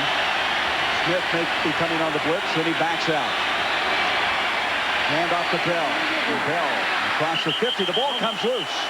The ball is loose. That is down. Yep, it has been ruled down. It'll be Los Angeles' ball there at the 50-yard line. I really believe that every time the Denver Broncos see the Raiders in the I formation, they're going to come up and blitz. You saw Dennis Smith come up there. Because I don't think I have seen the Raiders throw out of the I formation yet tonight. You know, I'm sure Montgomery's playing a solid game, but you know Atwater would have loved this kind of game back there. There is Montgomery. He's playing well, but Atwater is as good at coming up, forcing on the run as anybody. 2nd and 8. Bell again. The lumbering back is able to spin his way short of the 45. Wyman Henderson, who had that brilliant interception earlier, comes up with the tackle. 12 minutes and 20 seconds remaining in the game. The Raiders are up here by 3 points. And think what you have here. This is the time of the game where defenses get tired, particularly Denver that's been on the field so much. And you have guys like Nick Bell who will pound you. Then you bring in Eric Dickerson that maybe runs by you. I think the diversity in the Raider skilled positions is going to be the difference here in the 4th quarter. And don't forget this high altitude also, though, can affect a team like the Raiders coming in. They have their dime package in now. On this 3rd down, the Broncos with extra defensive backs on a 3rd and 3. Schrader pumping it. He's got a running alley. He's got a 1st down. Everybody had cleared when he pumped, and then he ran for the 1st down. Now the Raiders try to run a little pick play. Oh, another hockey match breaking out. They're trying to get the ball to Tim Brown, who is their key guy on 3rd and 3 to 5. It was a pick play, a little hold there on, I think it was Cragen. It wasn't called. Schrader, for a big guy, has got some pretty good speed as well. Reminds me of you when you were scrambling, same number. The big part. No, wait a minute, you were number 11. I'm sorry. How could I forget? The big part of the scrambling part. Schrader's changed his number this year. It's 13 a year ago. Wanted a fresh start. Dennis Smith jumping up. He's on the blitz. Hand off to Eric Dickerson, who's in the game. And Dickerson inside the 35.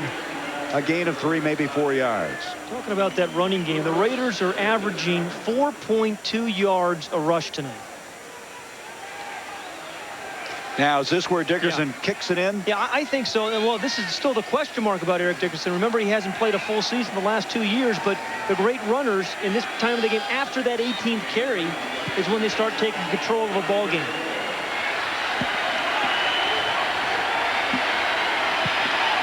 From the 35, 2nd and 7.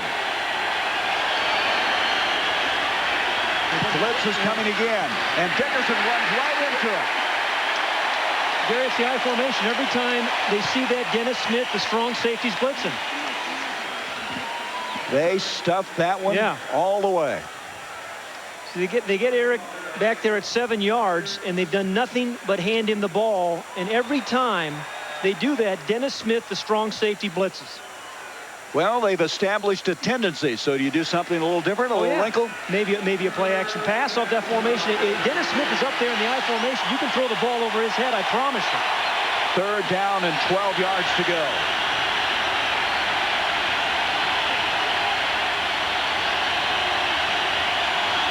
Allen is in the backfield. Schrader being flushed out.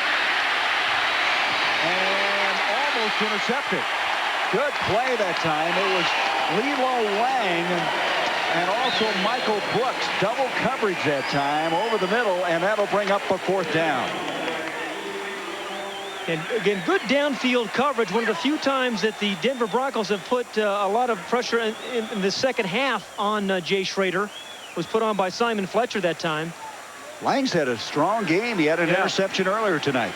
And here's where Jeff Gossett can win football games for you by putting the ball out inside the 10-yard line. One of the officials is standing over in the pylon expecting it in the left-hand corner. Let's see if he goes in. Nope, he's going to go to the other side. Nope. And he got too much on that one. No. He should have hit a 7-iron instead of a... the 5. 39-yard punt. Brings it out to the 20. It's like bumps and potholes don't exist. Frankly, it's more comfortable than sitting in my living room. The longer you drive it, the more the little things impress you. Yeah, it's really held on to its value. When I put my foot on the pedal, it does just what I tell it to do right away. I think it's easily the most luxury you can get for the money. There are lots of good reasons to buy a Lexus LS400. And one good reason not to. Lease an LS400 at your Colorado Lexus dealer today. Okay, she beat me. She out-hustled me, she out-fought. And now she got new shoes from Converse with the React Juice. Penny moves this way, Juice reacts that way. Makes us stop and cut quicker than ever. I gotta come up with something fast. Who wants to get a game? Kevin, have you met my grandmama? Yo, Kevin, you all right, man? Kevin. It's back to school at Biggs, where a parent's first lesson for savings is true minimum pricing every day on every item, including these great products. Kraft Parquet Margarine Quarters. Get 2 for just 88 cents every day. You've always got the right one with Pepsi, and you can get 2 liters of great Pepsi taste in any variety for just 85 cents every day. With savings this great, you should plan a field trip to Biggs for your course in great value. Biggs Hypermarket. It's never been so easy to get so much for so little. Hello, everyone. I'm Nick Wannick. And I'm Mark Kobrick. And I'm Sherry Sellers. We're your hosts for the MDA Telethon. It all begins later tonight right here on Channel 9. But if you'd like to donate now, please call 721-1992. So don't forget to join us for the MDA Telethon here on Channel 9. 13-10, the Raiders leading the Broncos as the Broncos will have it at the 20-yard line. Be sure to stay with us now at the conclusion of tonight's game. Pat and I will pick tonight's McDonald's player of the game. With 9:37 left, Elway, who's done so well coming from behind, has got to do it again here.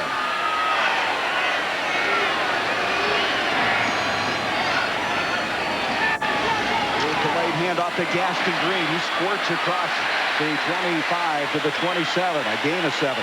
You know, we talked about runners getting in rhythm. Gaston Green had 6 runs over 40 yards last year, but they all came after the 20th carry. And again, that's what Gaston Green is now getting back into the rhythm of running. He's carried the ball 10 times for 31 yards. Elway said we just got to give him some space to let him make one of those 60 or 70-yard runs. Second down, a long 2. Play action by Elway. Going for everything to Jackson and almost intercepted. That is great coverage. McDaniel was the guy there to make the cover on Mark Jackson. Man, that is great coverage. Here's the play action fake again by John Elway, and he's very good at it. And you see Ronnie Lott, number 42, and it didn't really go for it, did he? But I'll tell you then, a strong arm of John Elway, and then the closing speed, the makeup speed of Terry McDaniel. Terry McDaniel just drops a lot of interceptions. Didn't have great hands, but boy, can he cover. And so it's now a 3rd down again. The Broncos 0 for 8 on 3rd down conversions. 3rd and 2.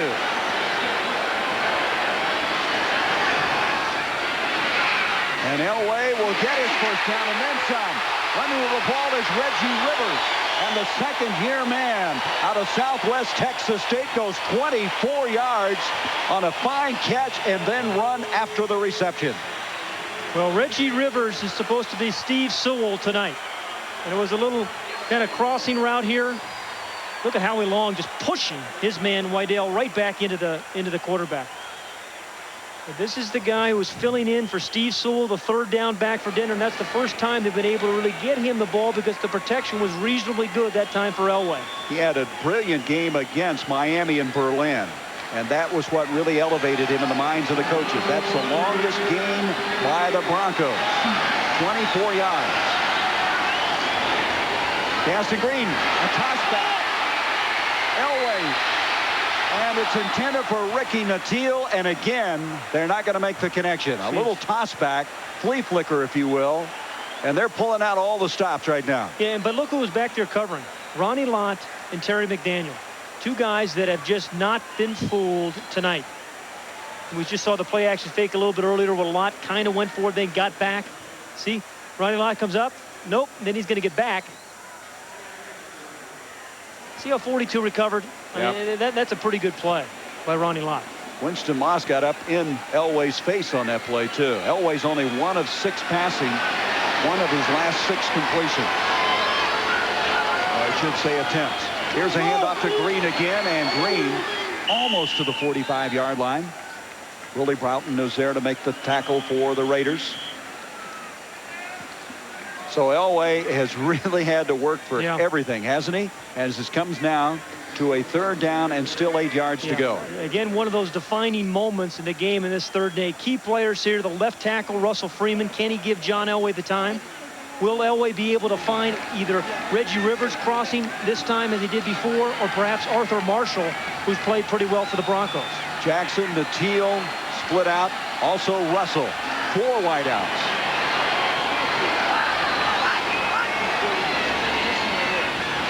Elway on target. The catch is made. And again, they have a 1st down at the 30-yard line. Arthur Marshall, the rookie free agent, with a 15-yard completion. And you can see why he beat out 2 draft picks to earn a spot on this team. This is certainly Arthur Marshall's biggest play as a pro in his rookie season. You're down by 3 points, and you have to thread the needle, which Elway did there against pretty good coverage. And he came back to the ball, caught the ball with his hands, and held on to it for the 1st. So surprise of the camp has delivered, as you mentioned. 1st down now at the 30-yard line. Perriman in motion. End around to Jackson. Jackson. Pursuit is there. And Howie Long is there. Also Eddie Anderson. Anderson was there first. And then Howie Long, showing his quickness, followed up and cleaned up the play. Yeah, you know, that's the thing about Howie Long. I mean, you talk about guys who don't quit and don't stop. Let's take a look at here. Here is Eddie Anderson right there. He's the guy that ultimately is going to make the play. But Howie Long, there's no quit in him as well. Number 75. Pretty good job by Aaron Wallace. Yeah, the safeties of the Raiders are good tacklers. Really Anderson's like a linebacker the way he comes up there. 2nd down, a loss of a yard. 2nd and 11. Aston Green makes the 1st man miss, but not Ronnie Lott. Ronnie Lott, who led the NFL in interceptions last year with 8. He still just kind of blows people up, doesn't he, when he hits them? But I'll tell you who gave him a chance. It was number 56, Andre Bruce. Andre Bruce set Ronnie Lott up. And when your defense is playing well, some guys are going to make tackles and other guys are going to set them up. And Andre Bruce did it there. Watch number 56, bottom of the screen. He's a guy who takes out two guys. And that allowed Ronnie Lott and Winston Moss to make the play. So they've lost yardage on their first 2 plays. It's 3rd and 14 now for Denver. They need to get just to about the 20 for a 1st down. Elway. And it's going to be intercepted. It's picked off by Eddie Anderson, the man we were talking about a while ago. And Anderson is going to return this one to the 25 and sits down at the 30-yard line. That play just didn't look good. The ball was thrown. As an end result, Anderson, who wanted us to say hello to his mother, who's celebrating her birthday today, gave her a pretty nice birthday present. Birthday present for Mom. Look, this was just a poorly thrown ball. You can't throw that deep and keep the ball in the air that long with a free safety like Eddie Anderson back there. So Anderson, on a pass intended for Marshall, returns it the other way.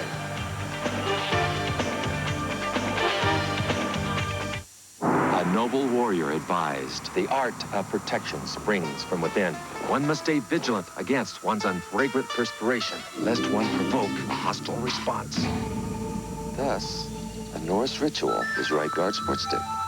An aromatic array of the freshest scents and maximum protection against disarming wetness. Confirming the wisdom, the best defense is not to offend. Right Guard Sports Stick. Anything less would be uncivilized. He's in Manhattan on Wednesday, Frankfurt on Thursday, Paris, Rome, and Vienna after that.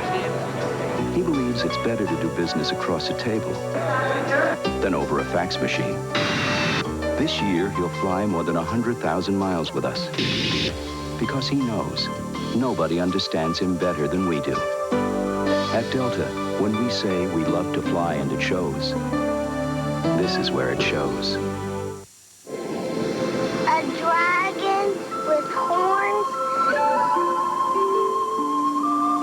It's a blue whale and with wings that's buried in the ocean with no ears. A dog, a snake,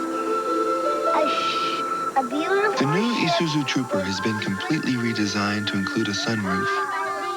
as large as a child's imagination. Angels. Ernie Johnson in Atlanta. We'll send you right back to Denver in just a second. First, it's time for the Isuzu Play of the Day. And for this, we send you to Soldier Field. Lions taking on the Bears. Barry Sanders on the carry. Got a few Bears who got their paws on number 20. Roper, Carrier, they got shots. But Sanders slips away, and then he is a blur. 43 of his 109 yards on this trip for the touchdown. Barry Sanders makes the Isuzu Play of the Day. Now back to Mile High. Eddie Anderson picking off the pass, the third turnover by Denver. Los Angeles with 4, and the Raiders had the ball at the 30. 13-10, they lead it. 5:01 left in the game.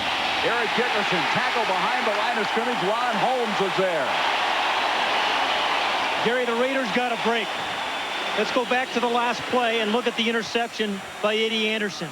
And you're going to watch his feet because he's out of bounds after the catch. He makes the interception, but on the return, you're going to see him step out right there. He is out of bounds. And look at this angle. Shows it even more, Pat. Yeah, right there again. Now, again, the instant replay no longer here. The referee is right there, the umpire. It'll be back next year. 2nd and 15 now after that tackle by Holmes. Schrader. Up the middle, deflected. Nice deflection. And that was Wyman Henderson, who had an interception earlier. That ball was on a rope. Yeah. Did he steam that one up the middle? Jay Schrader's got a big-time arm. Well, he's got to remember here, too, he's still playing with a lead. He's playing with a lead, but not really doing an awful lot. He has not completed a pass since 56 seconds were left in the first half. But you know what? It's okay. His defense is going to win this. Jay Schrader is not going to win the game, quite honestly. It's going to be his defense. Marcus Allen in the backfield. 3rd and 15.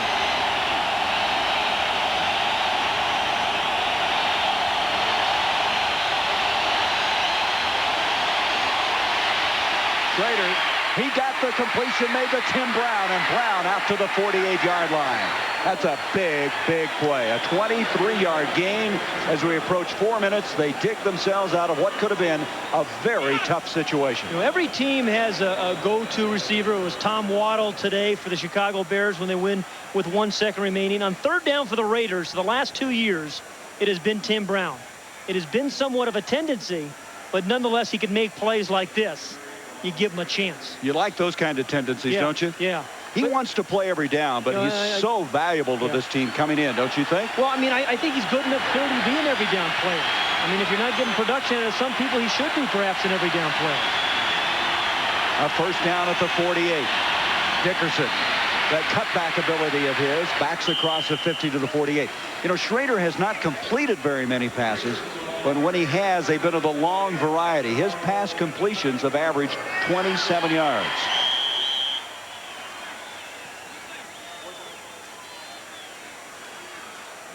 You know, Art Shell's team, and in particular Eric Dickerson, has had a tough go at the second half. Timeout number 2 for Denver. It'll be a 40-second timeout. That'll leave Denver with 1 then. Just going back to Eric Dickerson, and we said, hey, does he still have the explosion? I'm not sure he's getting the opportunity to do that right now because of some of the tendencies the Raiders are showing. Well, also, don't forget, Denver has a good defense. I mean, this is the top-ranked defense last year in the AFC. They've just been out there too much, and they have not gotten the offensive output. The only touchdown scored by Denver was by the defense.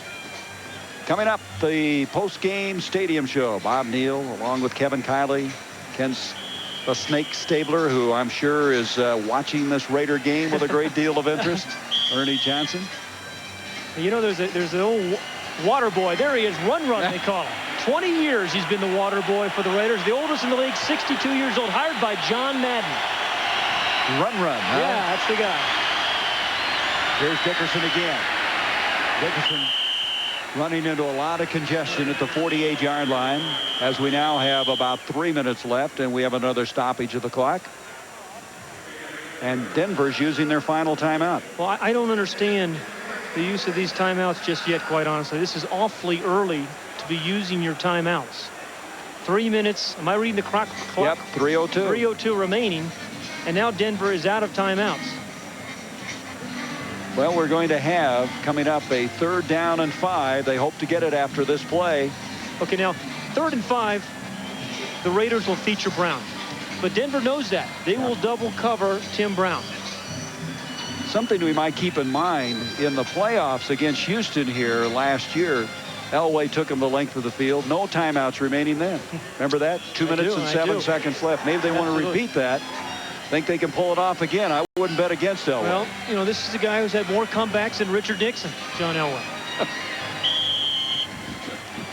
You remember him, don't you? I'm not going to laugh at those anymore. I know. I apologize. 3rd down and 5.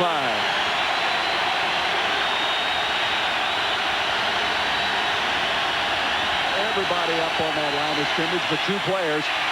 And he gets it to Smith, and Smith cannot hang on. I don't know that he'd gotten enough for the 1st down, but what happens is he stopped the clock. He stopped the clock on that incomplete pass at 2:57. Okay, here again. You're right. Even if he had caught this ball, I think there was a Denver defender right there, Henderson, number 24, who would have made the play. So it wouldn't have been a 1st down. But let's go back to the special teams we talked about, too. And Jeff Goss, here he is. The last time he punted this ball into the end zone, which is very unlike Jeff Gossett. This is a play. If the Raiders are going to win this game, I believe he has to get inside the 10-yard line and out of bounds. Turk with the snap. There's that strategic punch you were talking about. He didn't get it quite where. It's okay. It's outside the 10. Where are they going to mark this? Let's watch. Who knows? Probably still walking. Still walking. 45. And he's going to bring it out to the 15. Well, they've been so close these games. This series has been something special as far as being close. Look at this. Total margin, 15 points in the last 5 years. Well, you know, they play like that. You know, Art Shell came in with a specific game plan to make it a 4th quarter game. You know, Dan Reeves wanted to have it a close ball game in the end. So the play selection has been like that. And when your defenses play as well as these 2 teams do, you're going to have close 4th quarter games. Well, 19 times in his career, this guy has rallied the team in 4th quarter comebacks to win it. Can he do it again? 2:51 left, no timeouts left, starting from the 20. Well, that's a start. Mark Jackson with a catch. 1st down to the 30. You can make a compelling argument that John Elway is the most dangerous 2-minute quarterback in football. You'll have an argument with some people because of his ability to run and throw the ball with velocity on the run. He's the most dangerous. Low snap. Comes out again. Marshall with the catch. Just about a yard short of the 1st down. He was trying to get out of bounds. He could not. The clock continues to run. 9-yard gain on the play. 2nd down coming up. They'll have the 2-minute warning, of course, so we'll stop the clock. And he's going to sneak this one. Elway gets a 1st down, and that will take him to the 2-minute warning. And they're going to line up, but they won't get another snap. 2 minutes to go.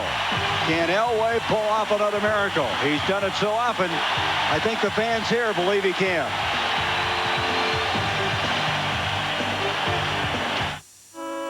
Willie Mays, Lou Gehrig, Babe Ruth. 3 sports legends now on the legendary box. Wheaties limited edition collector boxes. Get them before they're history.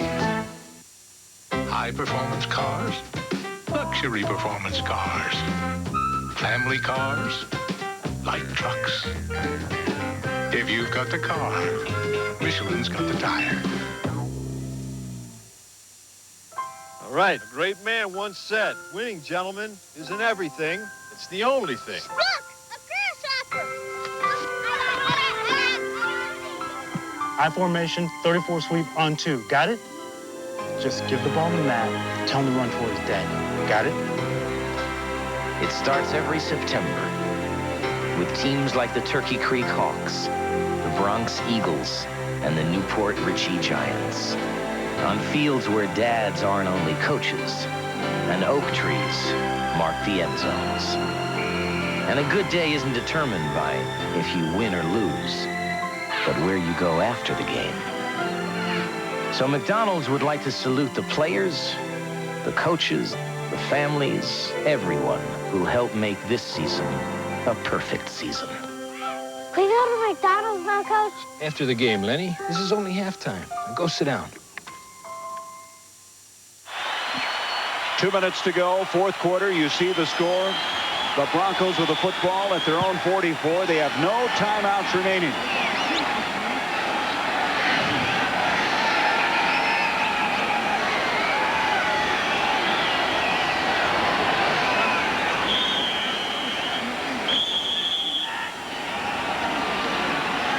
Elway with 4 wideouts. Pressure coming from Howie Long. They take him off of him. He throws up the field to Marshall. He can't get it. Almost at the 15-yard line. Coverage that time by Torin Dorn, third-year man out of North Carolina that got there. You know, between Elway, with a flick of his wrist, this ball goes 50. He feels like he's getting sacked about 10 times. And this is a nickelback, Torin Dorn, who makes the play there. We've seen it from Lionel Washington. We've seen it from Terry McDaniel, and we've seen it from Torin Dorn. And then we had a pick off by Anderson. Yeah. Stop the clock, 1:53, second down, 10.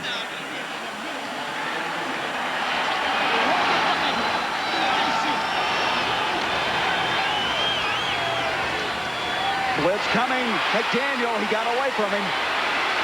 What presence of mind. He gets it to Marshall. Marshall makes a move. He's to the 20, the 15, the 10, a tackle to the 8-yard line.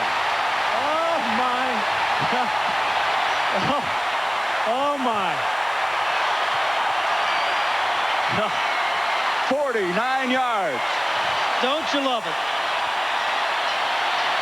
Anderson is down. And disappointed. And also Derek Russell is down for Denver.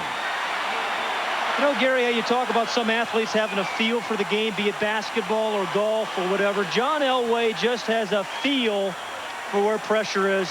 And this time he didn't see him. Maybe at the corner of his eye, but he has to spin. And then the strength to finish the play, throwing the ball across his body. And this young man, Arthur Marshall, has had a big, big night for a rookie. Wow, I guess so. 3 catches, 72 yards. Marshall made a nice adjustment. He was covered by a linebacker early. And again, everybody of the Denver Bronco teams on a scramble have designated routes. Some guys come back. One guy goes deep. And that time, Marshall was running the intermediate route. With Vance Johnson and Michael Young and Steve Sewell out of the lineup, it had to be a guy like Marshall that would step up. And he has tonight. First and goal at the 8. 1:38 left. Remember now, no timeouts left. Now the Raiders have 3. So ideally, you'd love to take a couple of plays and then score. But you got to be thinking touchdown.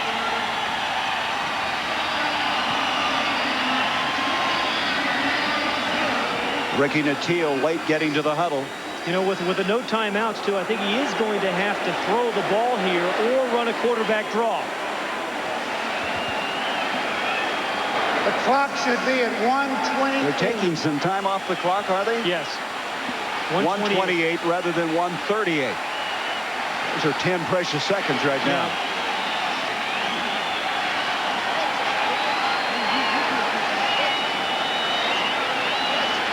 John Elway has run an awful lot of quarterback draws down here inside the 10-yard line for touchdown.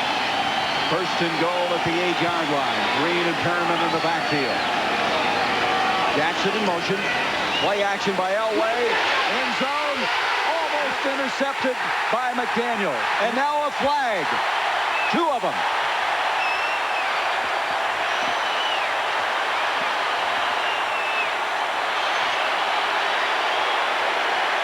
That one was interference. That one was interference. And Art Shell's got to be start. It'll be first and goal at the 1. Pass interference. Number 36 on the defense. The ball will be placed on the 1-yard line. I think McDaniel, number 36, gets fooled because Elway generally drills the ball. Because this ball was kind of lofted, it got there much slower than an ordinary Elway pass. And I think that caused the pass interference. First and goal at the 1. Lewis and Perriman in the backfield.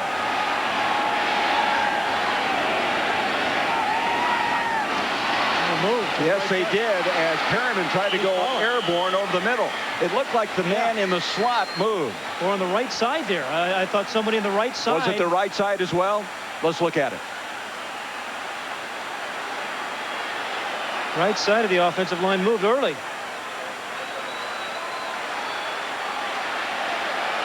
He definitely didn't get in. Well, they're leaving the ball at the 1-yard line. Again, the Raiders want the timeout now. Yeah, the Raiders trying to get it. They're not going to get it now. Shake it off. 1:06 left. 2nd and goal at the 1.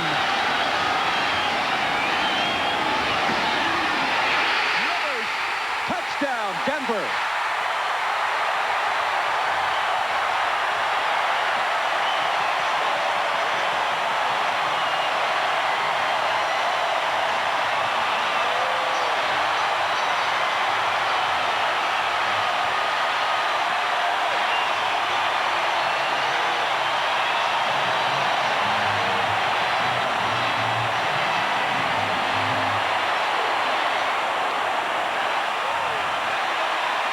And Elway has done it again. That was a great call by Dan Reeves and George Henshaw, the offensive coordinator. A great call.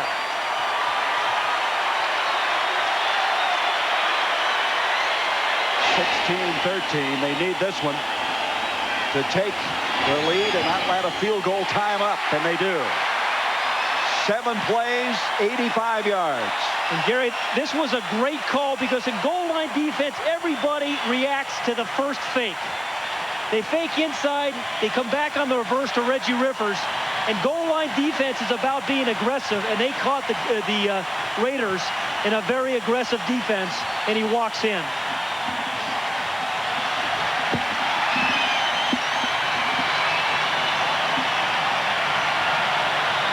Davidson was pulling out ahead of him, and Rivers, who made a big catch, you might recall earlier in this game, scores a touchdown.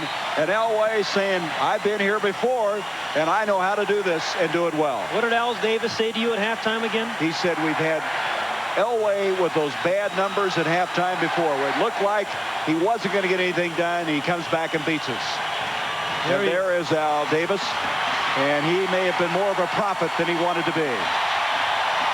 Grady and Galt, they're 2 speed merchants back for this kickoff.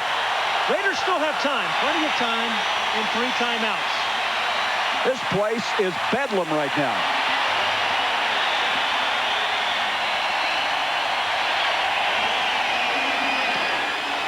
Alioso, beautiful kickoff. You can't kick it any better than that. Just no chance for a return. That'll bring it out to the 20-yard line.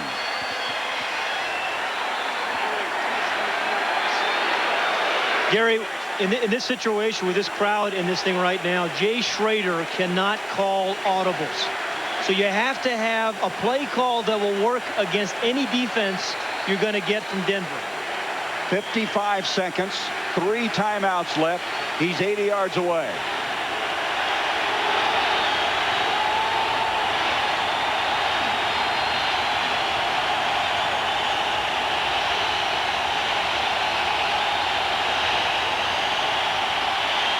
Schrader with a lot of time, and he makes the connection for the first down. Willie Galt rolls up at the 39. 19-yard gain. Clock running 42 seconds. It's not going to be a field goal of any importance, which that extra point a moment ago made so big. They need to score a touchdown. 32 seconds left. Dennis Smith. Smith over there reacting so well. He has had a fantastic football game. What Elway is to their offense, Dennis Smith tonight certainly has been to their defense. He has stuffed the run. He has read the tendencies on I formation of it up to the line of scrimmage, and has been deep when he's had to be, and saved the game like that. Galt, the intended receiver, stops the clock with 27 seconds. This is where the Raiders have to get the ball to a Grady or a Brown or a Galt on the move on a crossing route. 2nd down and 10. Schrader intended for Ethan Horton. protect that. Fernandez, who went high, could not come down with it. Good coverage by Denver. But Gary, see, a hook route is not going to do it. You have 21 seconds. A hook route, you're going to catch it and you're going to get tackled. You have to be running away from the defender to score here. And that's what the Raiders need. They need to get the ball to a receiver on the move and let him run away from the defense. Schrader this half, 2 of 9. The Broncos trying to break a 5-game losing streak to the Raiders.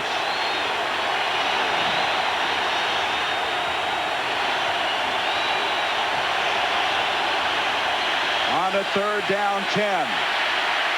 Schrader, he fumbles it. It's picked up.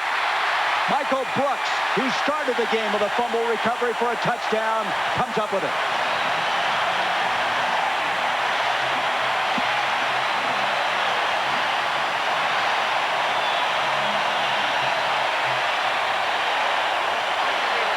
The difference between these two teams is the Denver Broncos have a quarterback that can carry a team when they need it and win. Jay Schrader, who played well at times and threw a couple of good deep balls, was not able to do it in the clutch as Elway did. Can Todd Marinovich? But they're going to be asking that question, I'm sure, this week. And so with 10 seconds left, the Broncos will end this 5-game losing streak. And as we said at the top of this broadcast, so huge a game like this, winning on opening day. The last 4 years, 23 of the 24 division champs won on opening day. The only team that didn't was Detroit. And the Broncos have won it 17-13.